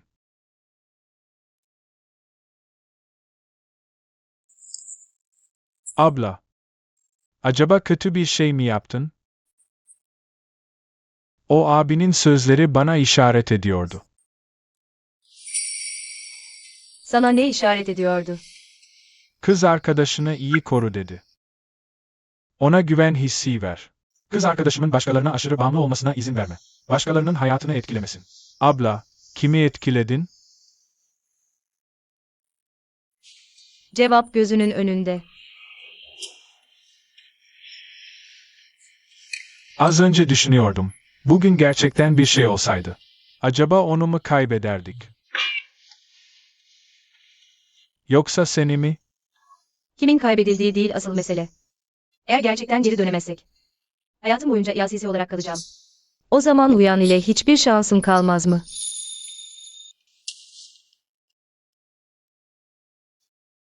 Çantam nerede? Ben de. Bilekliğim nerede? Bu çanta bana verilmeden önce Kuya'nın elindeydi.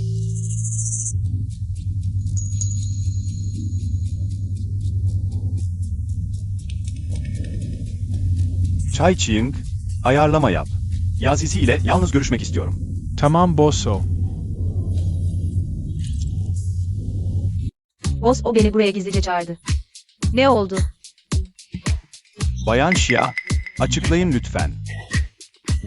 Ne açıklaması? See you unutkan. Sadece onun için aldım. Bu yalanları bırak. Zaten biliyorum. Seni. Fark etmeyeceğimi mi sandın? Yaralanıp hafızasını kaybettiğini söylüyor. Geçmişi unuttuğunu. Ama aslında siz ikiniz yüzünden. Söyle, ne zaman başladınız? Açığa çıkmadık sanıyordum. Yoksa beni kandırmaya mı geliyor? Söylemiyor musun? O zaman ben söyleyeyim. O şirketler grubuna girdiğin, işe başladığın günden beri. İşte böyle. Gerçekten biliyorsun. Siz ikiniz o günden önce hiçbir ilişkiniz yoktu. O günden sonraysa ayrılmaz bir ikili oldunuz. Yani sizin ikinizin başlangıcı o gün olmalı. Ve başlangıcın tetikleyicisi de asansör arızası olmalı. Harikasın. Gözlem konusunda iyi olduğunu bilmiyordum. Böyle bir ilişkiyi daha erken bitirmeliydiniz. Ben de istiyorum ama işte. Başaramıyorum. Evet, birkaç yöntem denedim. Hiçbiri işe yaramadı. Onunla hala. Kendime dönemiyorum. Onlar denemişler. Yoksa Xia Zizizi onun parasını savurarak. Ziyue'nin onu terk etmesini mi sağlamaya çalışıyor? Ama bu doğru değil ki. Ziyu daha önce. Erkeklerden hoşlanıyordu. Nasıl aniden? Neden bana böyle bakıyorsun? Düşünüyordum da. Xia Hanım'ın nasıl bir cazibesi var ki? İnsanı bu kadar baştan çıkarıyor. Kendini bu kadar kaybettiriyor.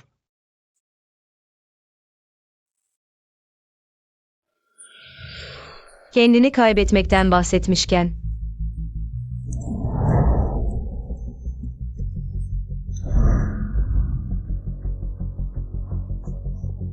Patron Yu'nun tutkusu. Gerçekten hayal ettiğimin ötesindeydi. Sormak istiyorum. Bu kadar unutulmaz mıydı? Patron o. Kahveniz. Müdür Su, patron o içeri girmenize izin verdi mi?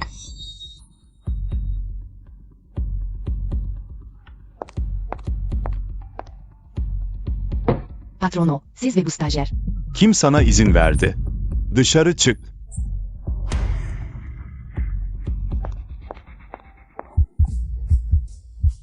Neden kalbim bu kadar hızlı atıyor? Neden o bakışı? Bana Xia Ziyue'yi gördüğümü hissettirdi. Bu kadar unutulmaz mıydı? Neden? Xia Zihizi'ye karşı böyle hislerim var. Aynı koku yüzünden mi? Hayır. Bakışları. Ben gerçekten bir pislikmişim.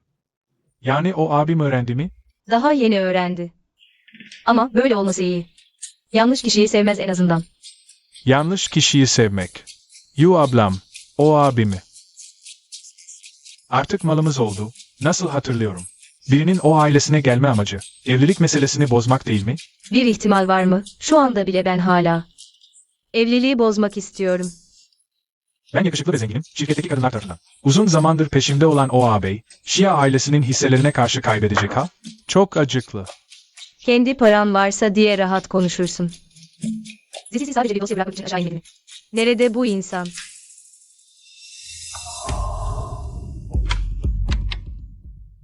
Yaz Hugh. İçeri gir, benimle görüş.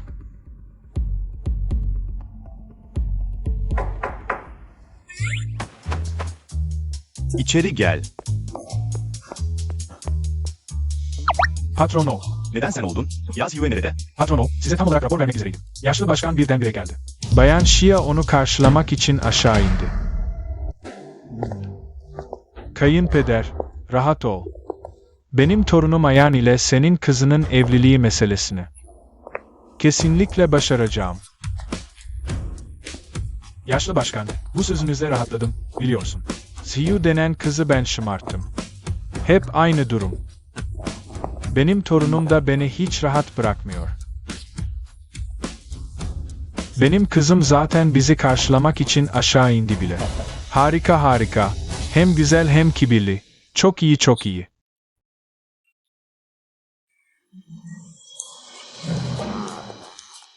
Başkan. Ben patron Yu'nun yeni sekreteri Iyaz Hugh. Bu tarafa lütfen. Hadi gidelim, Zengiye. Patron Zeng. Bu tarafa lütfen. Ufaklık, bilerek beni herkesin önünde zor durumda bırakıyorsun değil mi? Sizi güldürdüm, kusura bakmayın. Evet evet. Gençler işte, biraz inatçı ve yaramaz olurlar.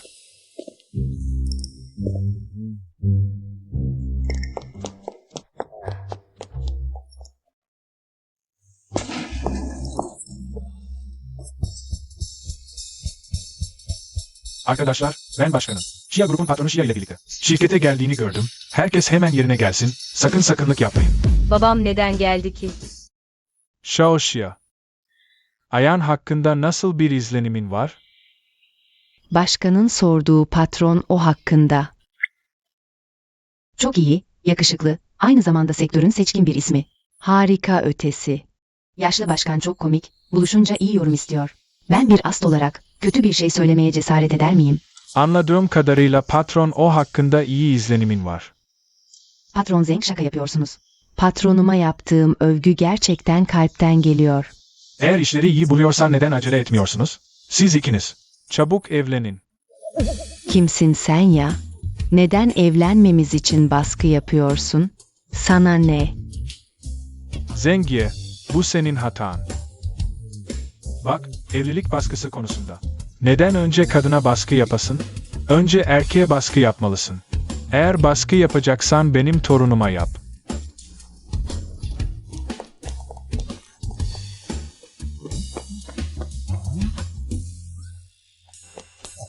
Patron o. Sizi şimdi karşıladılar. Benim başka işim var. O yüzden ben önce. Şia Ziyu. Yeter artık, sana söylüyorum. Sen ve Ayan'ın nişanını. Ben ve Bayo bu işi hallettik. Bugün nişanlanıyorsunuz. Sen ne yapıyorsun ya? Şia amca, her şeyi sakin sakin konuşalım. Burası şirket, unutma. O yan az önce ona ne dedi? Şia amca. Torunum. Baba, neden daha önce geldin? Geleceğini. Bana bile haber vermedin. Haber vermek mi? Eğer haber verseydim, seni nasıl görürdüm? Ve benim gelecekteki gelinimi? Ne yapalım? Ziyu abla dedi ki ne olursa olsun. Bu evliliği asla kabul etmeyecek. O yüzden şimdi ona karşı çıkmak için yardım etmeliyim. Evlilik konusunda söyleyeceklerim var. Ziyu. Burası bu konuyu konuşmak için uygun yer değil. Baba, Şia amca. Hadi ofiste konuşalım. Buyurun. Anne, Ziyu'nun davranışı gerçekten çok kabaydı. O ailesi Şia ailesini hor görecek. Buyurun başkanım. Anne, burada acil halletmem gereken bir iş var. Sonra seni arayacağım.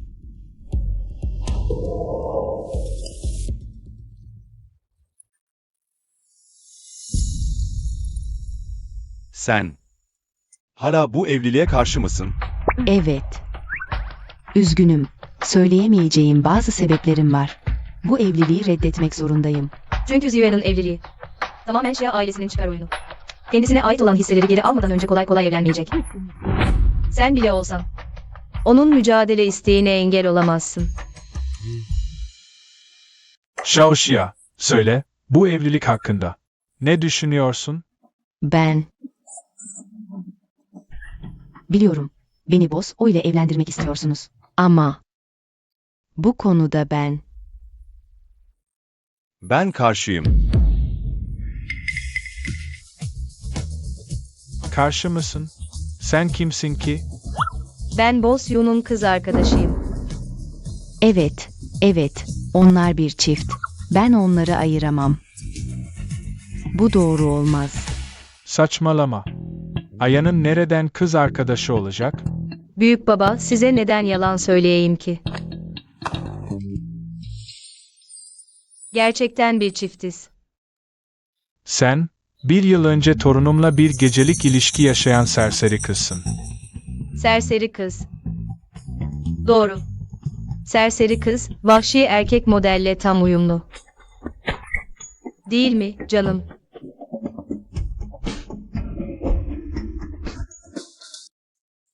Konuşsana. Ayan, gerçekten onunla mı? Büyük baba. Benim evliliğim, kendim karar vereyim. Biliyorsunuz. Yıllardır onu arıyorum. Bu yüzden sadece onunla olmak istiyorum. Sen. Artık seni kontrol edemiyorum. Hey, o bey, bırakamazsın.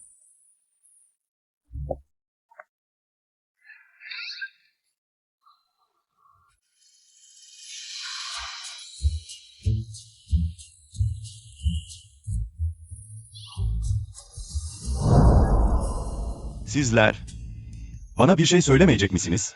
Ne söyleyebilirim ki? Bu iş, başından sonuna. Ben dışarıdan biriydim. Ben Tamam uyan. Her şeyi biliyorsun. Daha fazla numara yapmanın anlamı yok. Az önceki durumda çıkıp engellemeseydin.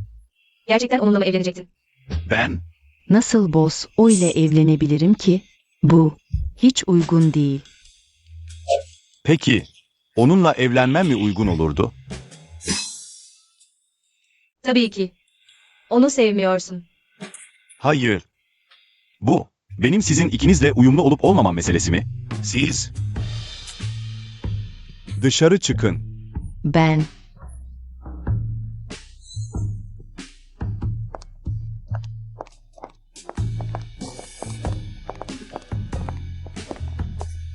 Bosso, şimdi ne yapacağız? Doktora gidelim. Psikologa. Hemen şimdi. Tamam.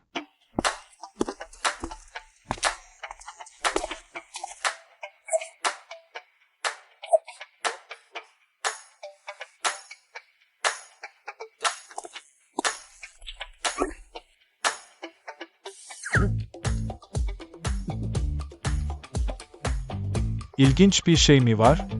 Her zamanki gibi. Dedikodu al, 5.000 lira.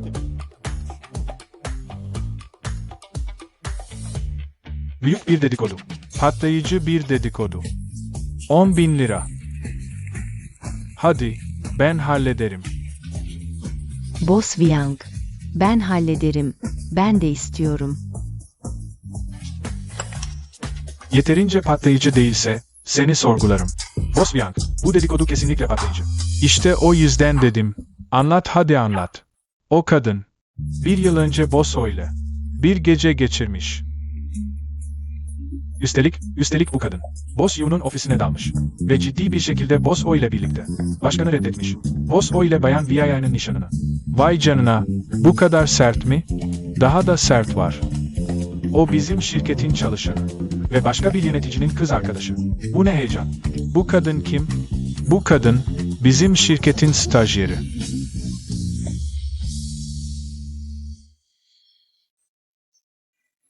Bizim şirkete bu yıl gelen. Sadece 5 stajyer var, biri kadın. Bana sakın bu kadının Şia Zizizi olduğunu söyleme. O, Boss Vian. Bence, muhtemelen ortağınız. Boss o tarafından aldatıldınız. Ben, aldatıldım mı?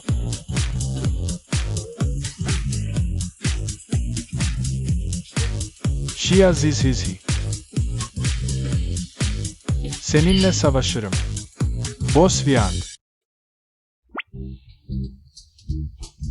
Suyu muhtemelen yine beni götürüyor. Yani boss o artık biliyor. İkimizin beden değiştirdiğini. Az önce Yang Chao'nun ofisinde buluşalım dedi. Bu yüzden. Kim bilebilirdi ki? Babam ve o ailesinin büyüğü birlikte gelip evlilikle yatacaklardı. Şaşırmadım boss o beni reddettiğine. Meğerse sen olmadığımı biliyormuş. Ama bu sefer rahat olabilirsin. Evlilik iptal oldu. Böylece gönül rahatlığıyla hisseleri alabilirsin. Yaşlı adamın beni bu kadar acilen evlendirmeye çalışması, bu tutum. Sadece o yan tarafındaki yolun kapandığından korkuyorum. Hemen başka birini bulacak, iyimser değilim.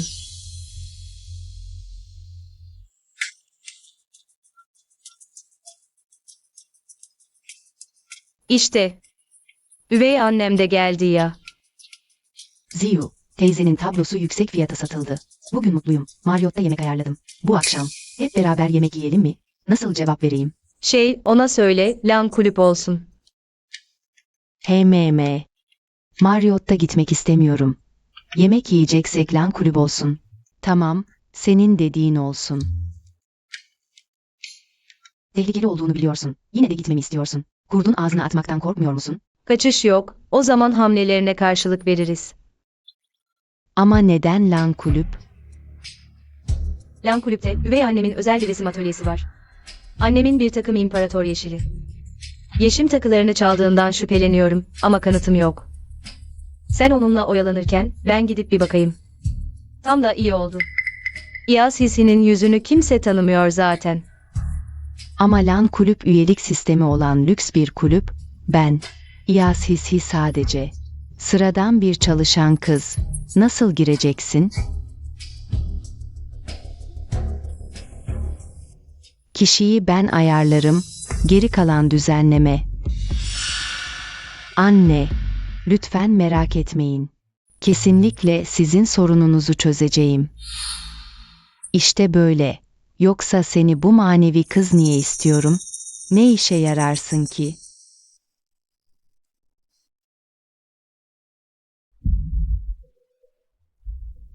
Çocuğum, unutma, istediğin, mücadele ettiğin şey için.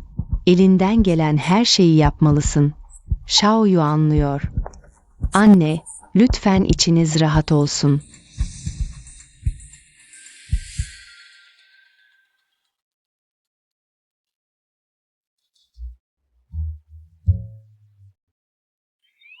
Bir arkadaşım var, aynı cinsiyetten birine aşık oldu. Bu, psikolojik bir hastalık sayılır mı? Sayılmaz. Cinsel yönelim insanlarda normal bir durumdur. Psikolojik hastalıkla veya ahlaki kısıtlamalarla ilgisi yoktur. Yine bir arkadaşım. Açıkça birini sevdiğini biliyor. Ama başka biriyle karşılaştığında kontrol edemediği bir şekilde kalbi çarpıyor. Bu psikolojik bir hastalık mı? Bu psikolojik hastalıkla ilgili değil. Sadece ahlaki kısıtlamalarla ilgili. Peki. Peki ya bu iki kişinin aslında aynı kişi olduğunu düşünürse? Bu psikolojik bir hastalık mı? Bu iki kişinin farklı bireyler olduğundan emin olabilir miyiz? Ya da sizin, bir arkadaşınız. Sadece farklı zamanlarda aynı kişiyle karşılaştı. Hayır. İkisi de aynı anda benim. Arkadaşımın önünde belirdi. İkisi de canlı insanlar, bağımsız bireyler. Ama bir an gelir. Bir anda aynı şeyi yaparlar. Arkadaşıma aynı bakışı atarlar. Hatta arkadaşım ikisiyle karşılaştığında aynı heyecanı kontrol edemez. Yani bu bir hastalık mı?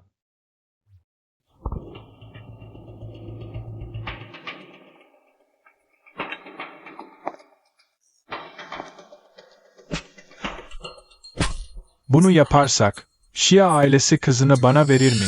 Emin misin? Tabii ki. Viaya'nın istediği, o ve Şia ailelerinin evlilik birliği. Pilavı pişirirsen, amacına ulaşır. Mutlaka memnun olur.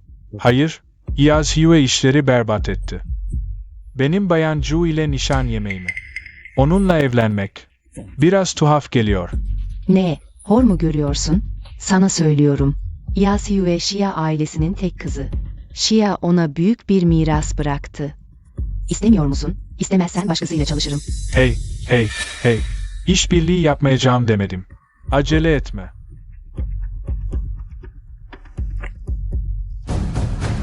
Hayır, sadece soruyorum. Bunu yaparak ne kazanacaksın? Uyan. Yıllardır onu seviyorum. Başkasına kaptıramam. Pekala, o zaman herkes istediğini alsın, yenge. Ha ha ha. Bu atölyenin anahtar kartı, zamanı gelince. Onu sana göndereceğim. Tamamdır.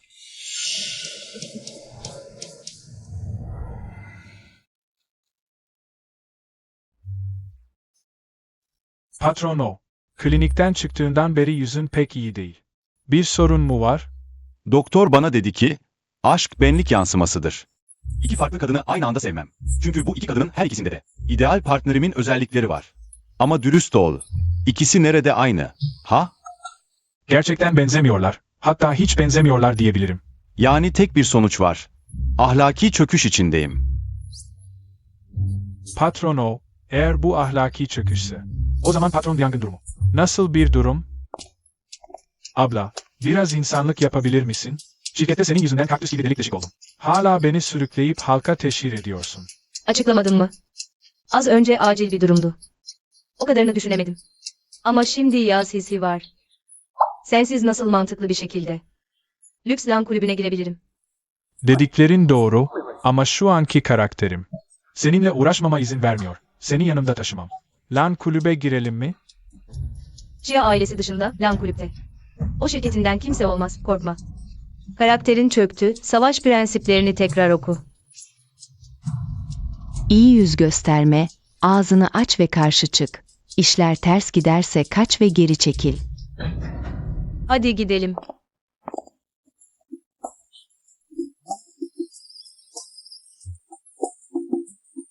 Liang Shao, bilmiyor mu acaba? Bugün olanları? Vay, tüm şirket biliyor. Peki nasıl bu kadar? Hoşgörülü olabiliyor. Ben de anlamıyorum. Olan kulübe ne yapmaya gitti?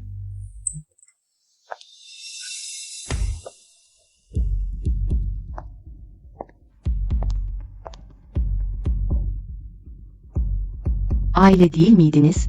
Sadece siz ikiniz mi? Baban ve erkek kardeşin geçici bir işi var. Birazdan gelirler. Siz ikiniz biraz çay için, sohbet edin. Onları bekleyin. Geliyorlar. Laukya'dan duydum. Kuyan'ın yanında sekreter olarak çalışmak çok yorucu olmalı. Hadi, biraz çay iç. Lauxia yok şu an. Şia hanım, bu kadar nazik ve kibar görünmek. Rol yapmak ne kadar yorucu. Suyunun hikayesini duydun. Kuyan'ın başkasıyla karşılıklı sevgi içinde olduğunu biliyorsun. Ben o ailesine giremeyeceğim. Sen çok mutlu olmalısın. Kuyan'ı biliyorsun. Ben o ailesine giremeyeceğim. Sen çok mutlu olmalısın. Hepimiz bir aileyiz. Elbette içtenlikle umarım ki iyi bir evlilik yaparsın. Ziyu, ben senin üvey annenim. Doğru. Ama tüm üvey anneler kötü niyetli değildir. Evet Ziyu, annemiz her zaman sana çok düşkündü. Her istediğini yapardı. Artık büyüdün. Bir daha böyle duyguları inciten şeyler söyleme. Hep birlikte annemizle bir içelim. Onun resminin yüksek fiyata satılmasını kutlayalım.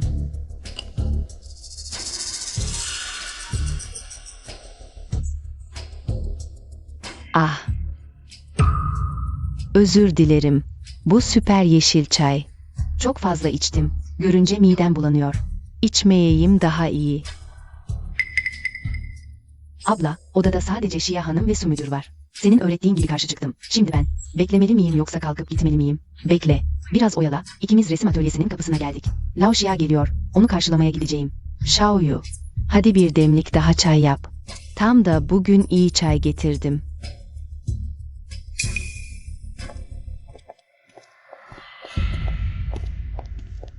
O odası mı?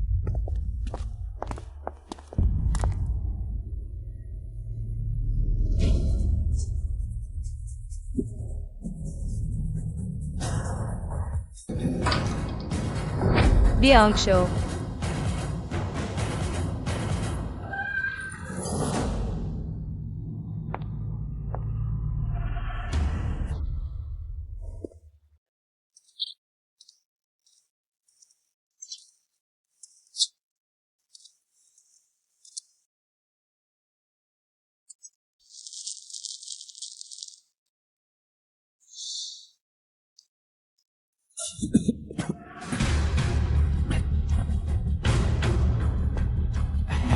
O abi, sen buraya nasıl geldin? Merak ediyorum, hangi zihniyetle? Hala Şiazizi ile birlikte olabiliyorsun. Birlikte girip çıkıyorsunuz. Tabii ki, onu seviyorsam affederim. Kim beni aldatırsa, o abi sensin. Hayır, bu doğru değil. Bir düşüneyim, sana nasıl açıklayayım? Bu bir yanlış anlaşılma. Şaka yapıyorum, o abi. Zaten o olayı çoktan biliyordun, değil mi? Madem çoktan biliyordun, o zaman bilmelisin. Senin yüzünden taktığım şu boynuzun ne kadar canımı yaktığını, ne fedakarlıklar yaptığımı. Bekle bir dakika. Sanki sen onların olayını çoktan biliyormuşsun gibi geliyor. Tabii ki biliyordum. Yoksa nasıl olur da? Şia Zihisi'nin erkek arkadaşı olurdum.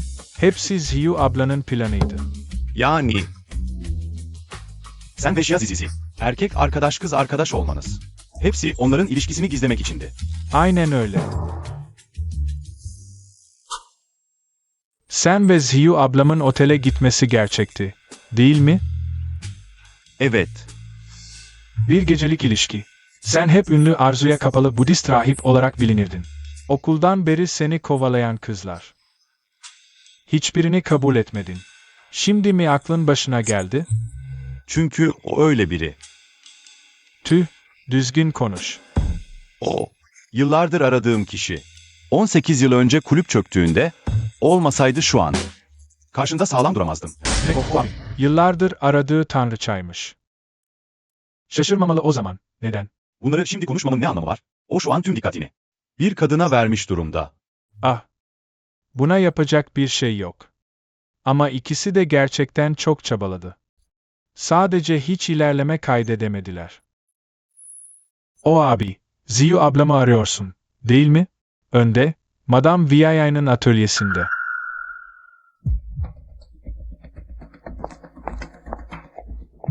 Acaba nereye saklamıştır?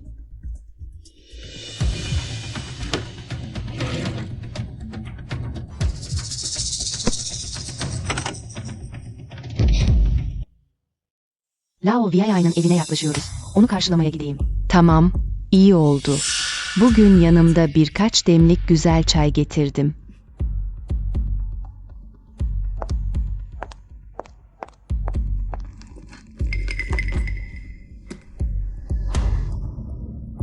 Patron Şia geliyor.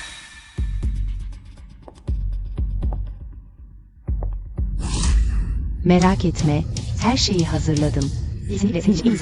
Senin için gerçekten uygun olan evlilik adayı. Ha. Şia ailesinin kızı. Seni çok uzun zamandır bekliyordum. Ha. Sen de kimsin? Ah, ben temizlik için gelmiştim. Kimse yok sanmıştım. Rahatsız ettiğim için özür dilerim. Temizlik. Biliyorum. Sen tam da Yasuo ile birlikte girip çıkan o kadınsın, değil mi? Bana kötülük yapmak istiyorsan, önce benden yumruk yemeye hazır ol.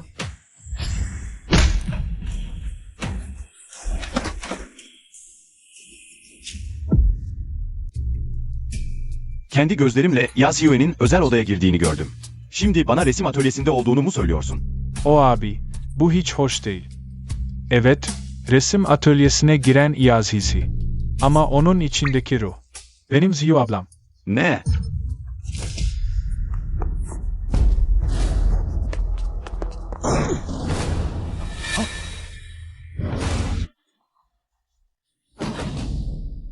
Abi, Ona ne yaptın?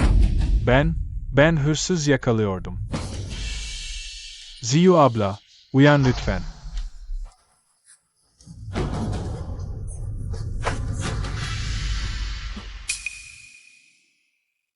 Ziyu abla, uyandın.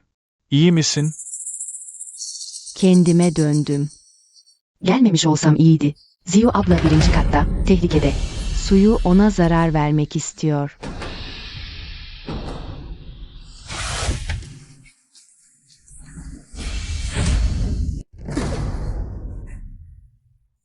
Hayır. Zizhizi.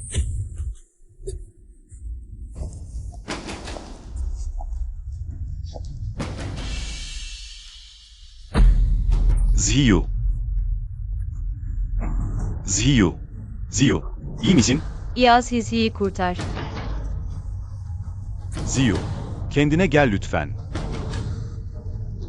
Ziyu. Uyan. Hayır, sen burada olamazsın. Kesin ilacın etkisi. Uzak dur benden. Ziyu. Ziyu. Benim. İyi bak. Benim. Uyan. Bırak beni.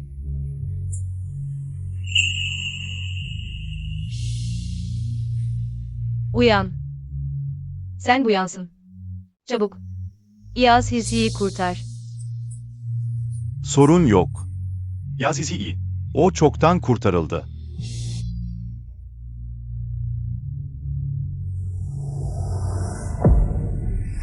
Ziyu. Ziyu. Su.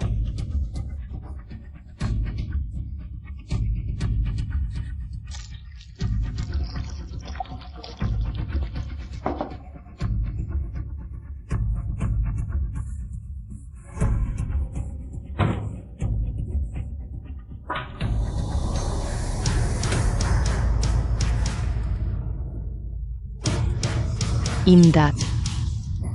Geri dön.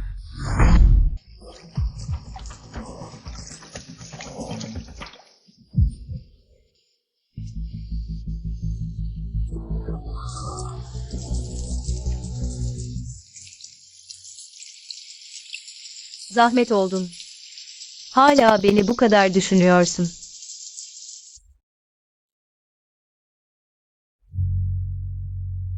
Ben bazı insanlar gibi değilim. Vefasız ve duygusuz. Sadece erkek ve kadın arasında bir eğlenceydi. Ben sana hiçbir şey vaat etmedim ki. Bana verdiğin kötü yorumu hala aklımda. Dar görüşlüsün. Nerede dar görüşlüyüm ki? Kim o zaman bana ısrarla bir kere daha diye yalvardı? Neden bir de hizmete kötü yorum verdin ki? Böyle yapmasam. Beni unutup gideceğinden korktum. Aptal. Seni nasıl unutabilirim ki?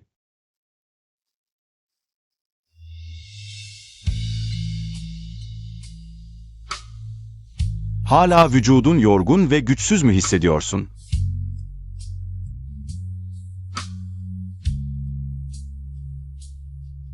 Ama hala çok ateşim var. Elbette ateşin olacak. Bak ben. Şu anda içim ateşle yanıyor. Ya şöyle yapalım. Seni yine de hastaneye götüreyim mi? Azehir yanımdayken hastaneye gideceğim. Sen mi aptalsın ben mi? Ama ben insanın zor durumundan faydalanmak istemiyorum. Ama ben fırsattan istifade etmek istiyorum. Sana kötü yorumu iyi yoruma değiştirme fırsatı veriyorum. Alacak mısın? Yengeciğim. Kız arkadaşım gerçekten iyi mi durumda? Hala uyanmadı daha. Seni sorgulamıyorum. Sadece endişeden aklım başımda değil. Bağışla. Uyandı. Yengeciğim, sonra konuşalım. Uyandın mı? İyi misin? Boynun hala ağrıyor mu? Neden konuşmuyorsun? Boğazın mı zarar gördü? Hayır. Bir şey yok. Vay. Yüzünde utangaç bir ifade görebiliyorum. Bu gerçekten eşsiz bir deneyim.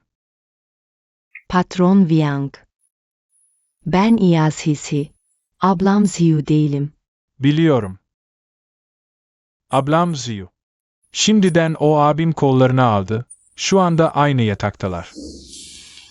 Merak etme, her şeyi hazırladım. Sana kesinlikle bir tane. Gerçekten sana uygun bir evlilik ortağı seçeceğim. Sorun ne? İyi misin? Kötü anılar mı aklına geldi? Korkma, güvendesin, sana zarar gelmedi. Teşekkür ederim patron Bianc müdür. Hayır. Bana patron Viang müdür deme. Patron Viang filan. Ben buna alışık değilim. Sadece bana Viang Show de. Viang Shao.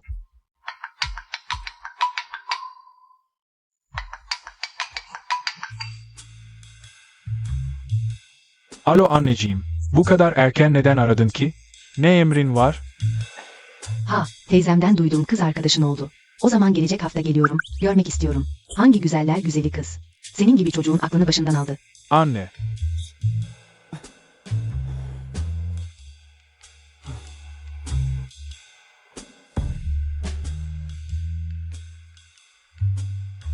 Annem gelecek hafta beni görmeye gelecek.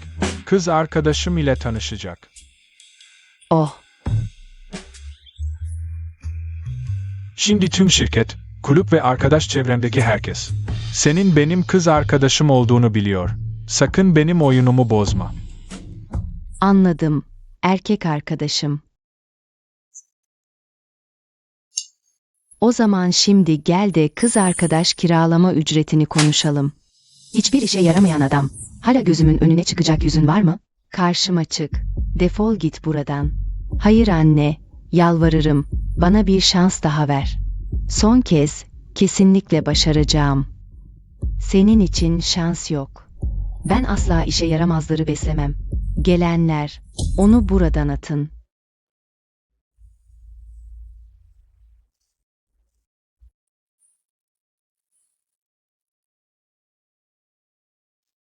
Birbirimizi bir daha rahatsız etmeyeceğiz diye anlaşmadık mı? Seni rahatsız etmeye gelmedim.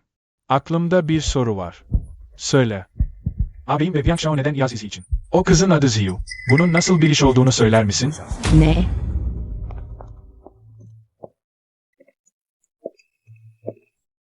Bu bile bir yıl öncesiyle tamamen aynı. Bu senin sorumlu olman için değil mi? Sana vicdanını hatırlatmak için aynı durumu yeniden yaşatıyorlar. Uyan. Ben Yasin'in kimliğiyle olduğunda sana söylediklerimi unuttun mu? Söylediklerimi. Kimse benim savaşma isteğimi durduramaz. Sen bile.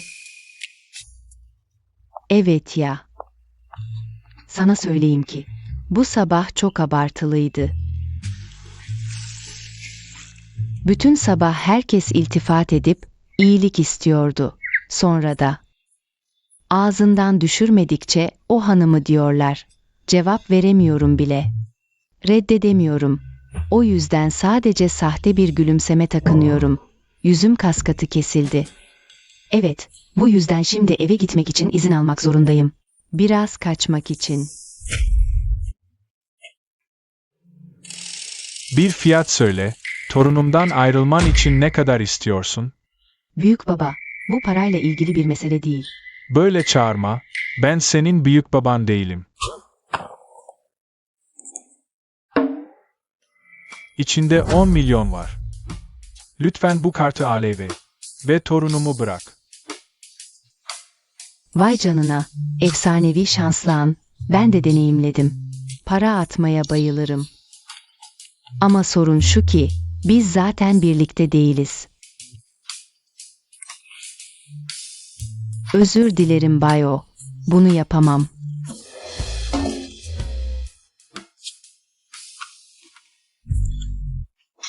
Sana bir 10 milyon daha veriyorum.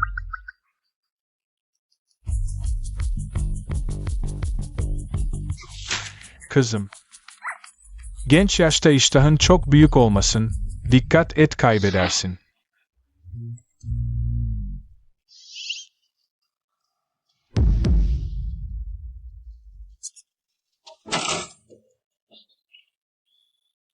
Büyük değil, büyük değil. Bosyu'dan ayrılabilirim. Belki bir tane daha ekleyip tamamlayabilirsiniz. Bayan Viaya'nın güzelliği ve vücudu gerçekten eşsiz. Çok memnunum. Ama ben senden memnun değilim. O yüzden gidebilirsin. Yaz Hue. Çevrede kim bilmiyor ki? Uyan bir stajyerle evlenmeyi tercih eder, seninle değil. Bana ne numara yapıyorsun? Sana dürüstçe söyleyeyim. Benimle evlenmen için söz verdiler. Şimdi benden özür dile. Seni affedebilirim. Beni iğrendirdiğin için mi affedeyim? Bugün sana kocanın karısı üzerindeki otoritesinin ne olduğunu öğreteceğim. Ah, Nişanlımı sen mi öğreteceksin? boss o. Yaz Hue reddetmedin mi? Bir stajyerle birlikte oldun. İkisini birden sevemez miyim?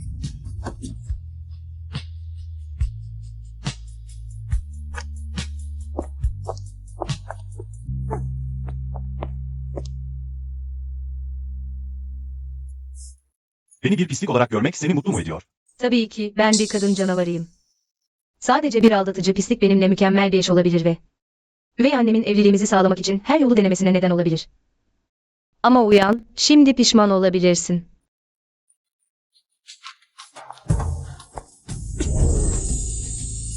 Yaz Hue. Şu andan itibaren artık yalnız değilsin.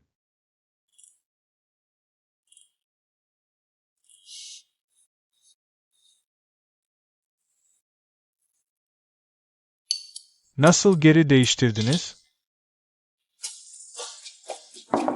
Belki de ben ve Zizi birlikte tehlikeye girdik. Ve bir an için kalp atışlarımız senkronize oldu. Bu yüzden geri değiştik. Benim de bir sorum var. O amcanın bana para verip gitmemi istediğini nasıl bildiniz? Bana ne kadar para verdi? Zengin aile geleneği, tahmin etmesi zor değil. Ne kadar aldın? Ablam, gerçekçi olması için ciddi bir miktar almamı söyledi. Ben de. Tebrikler, artık finansal özgürlüğe kavuştun. Ben. Bu, Boss Hue'dan ayrılık tazminatın. Başka kimin olabilir ki? Hemen al gitsin. Merak etme, ablam Ziyu her zaman cömerttir. O ağabey cimri değil. Üzgünüm. Seni böyle bir şekilde itibarını zedeleyerek uğurladık. 100 milyon mu? Üzülmüyorum. Dedem Yazizhi'yi halletti. Görünüşe göre seninle evliliğimizi de hızlandırmalıyız. Parayı almadan asla evlenmeyi düşünmeyeceğim dememiş miydin? Aramızdaki bağ zayıf olan akrabalarımıza büyük bir hediye vermek için. Bir hileden yararlanmaya karar verdik. Evet. Ben Şia ailesine damat olarak gireceğim. Böylece evlenmiş olacağız. Ama Ziyu evlenmemiş olacak. O zaman onun hisse miras hakkı hala geçerli. Doğru.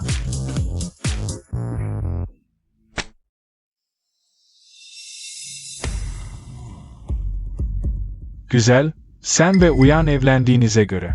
Artık senin evlilik derdin için endişelenmeme gerek yok. Ha. Evlenmek gerçekten iyi bir şey. Siyu daha önce evlenmeye karşı çıkıyordu. Bu nasıl oldu da aniden? Bu belge sahte değil, değil mi? Sahte evlilik belgesi düzenlemek yasa dışıdır. Kanunları biliyorum. Sahte değilse elbette iyi. Sadece biraz merak ediyorum.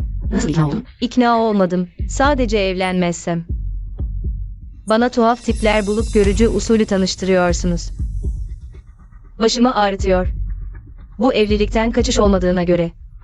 Uyan da ailesine karşı gelemiyor. O zaman evlenelim de rahat edelim. Evlilik belgesi alındı, düğün de yapılmalı. O amca ile düğününüzü konuşalım. Dedemin vasiyetindeki bana özel şart. Ne zaman okunacak? Ben zaten evlendim. Hisse senetleri de artık benim adıma geçmeli. Evet, Laoşia. Bu, Ziyue'ye özel bir madde. Doğum gününü beklemeye gerek yok. Önceden okunsun.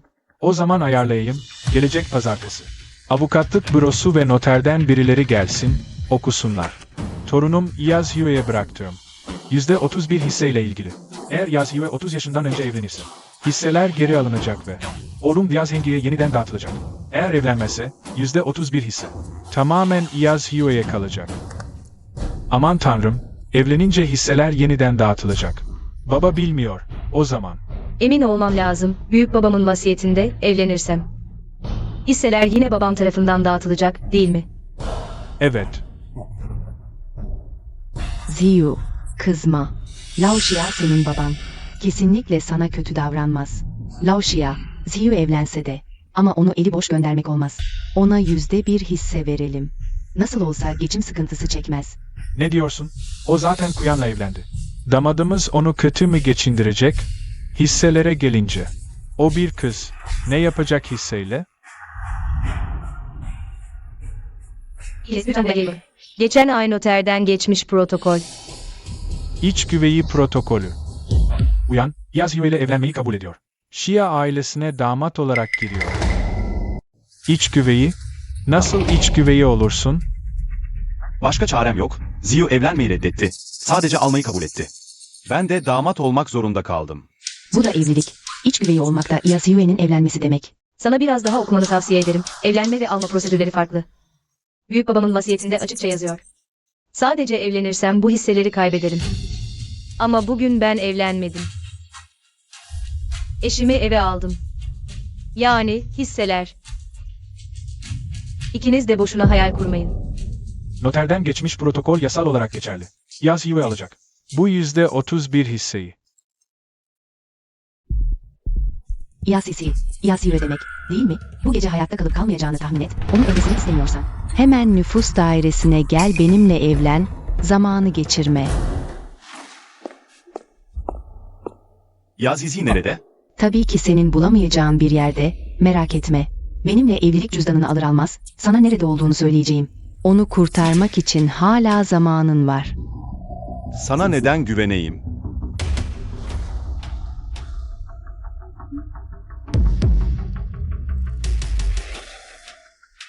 Şimdi evlilik cüzdanı alabiliriz, değil mi? Tabii.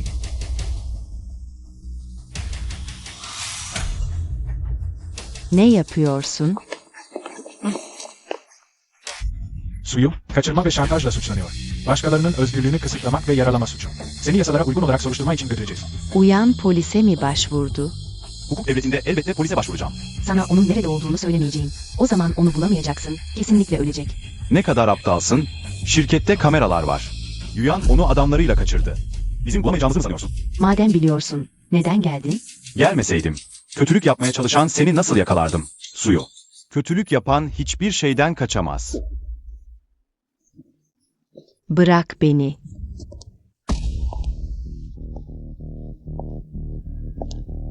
Ha ha ha ha ha.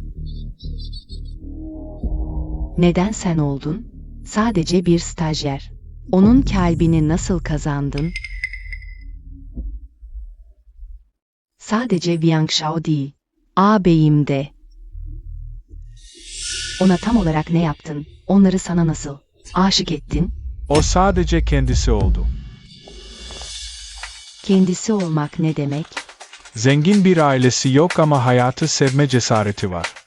İnsanlara tepeden bakma alışkanlığı yok, daha da önemlisi. Kendini merkeze alan zorbalığı yok. Yuyan, 10 yıl oldu. Bana açıldığın ve reddedildiğin andan beri.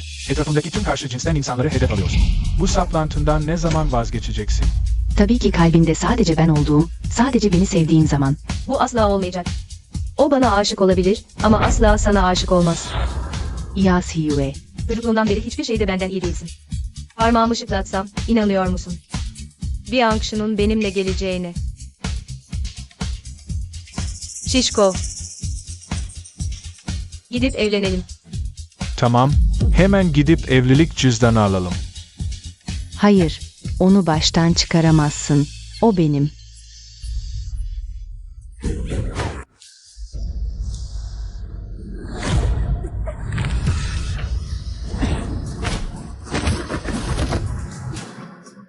Zizhizhi. Ağabey çok acıyor. Kurtar beni.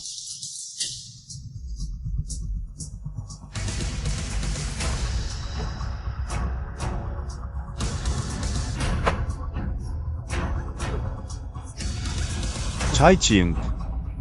Psikiyatri hastanesiyle iletişime geç.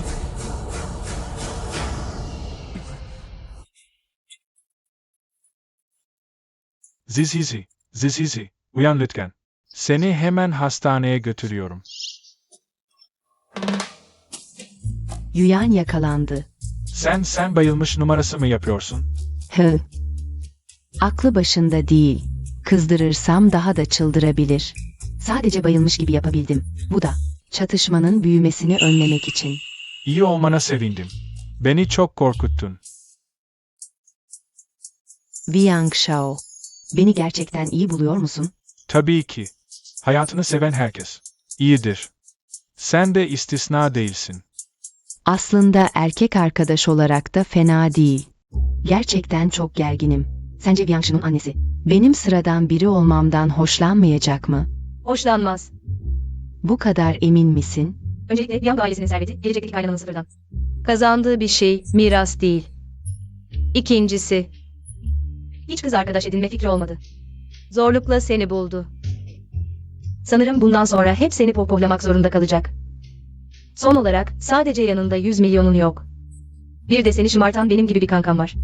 Sadece bir aptal seni hor görür. Teşekkürler Ziyu abla. Bana cesaret ve güven verdin. Yanılıyorsun, cesaret ve güven. Kendi mükemmelliğinden gelir. Benim sana verdiğim şey onay. Ve duygusal destek. Ayrıca, bir an o sana kötü davranmaya cesaret ederse, gidip onu döverim.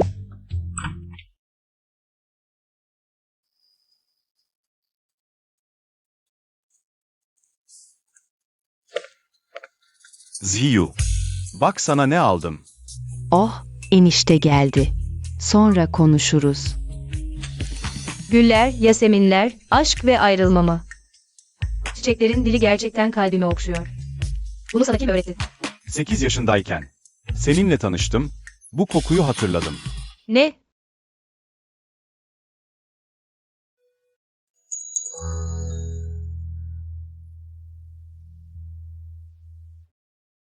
Sekiz yaşındayken seninle tanıştım. Bu kokuyu hatırladım. O zamandan beri. Seninle tekrar karşılaşmayı dört gözle bekliyordum. 8 yaşında. Benimle tanıştın. Yani demek istediğin. Yoksa sen. Kurtardığın çocuk benim. Bu çok abartılı bir tesadüf. Ne zaman öğrendin? 1 yıl önce. Senin kokunu hissetmeseydim. Bu yara izini görmeseydim. Nasıl olur da? Erkek model olurdum. Senin küçük köpeğin haline gelirdim.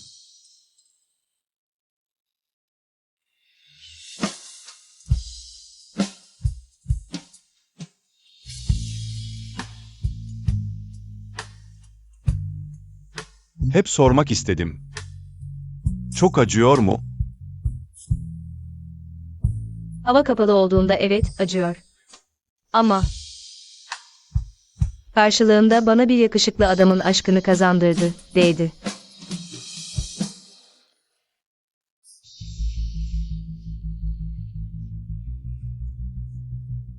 Bir şey duyurmak istiyorum. 100 milyonun 10 milyonunu girişim sermayesi olarak ayırdım. Geri kalanının tamamını hayır kurumlarına bağışladım. Paranın esiri olmayan kıza, şerefe.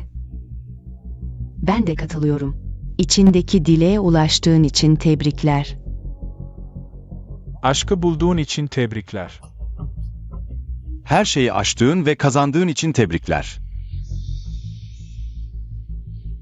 Bana da size de şans dileyelim. Herkesin şans tanrıçası tarafından sevilmesi ve korunması dileğiyle. Şerefe.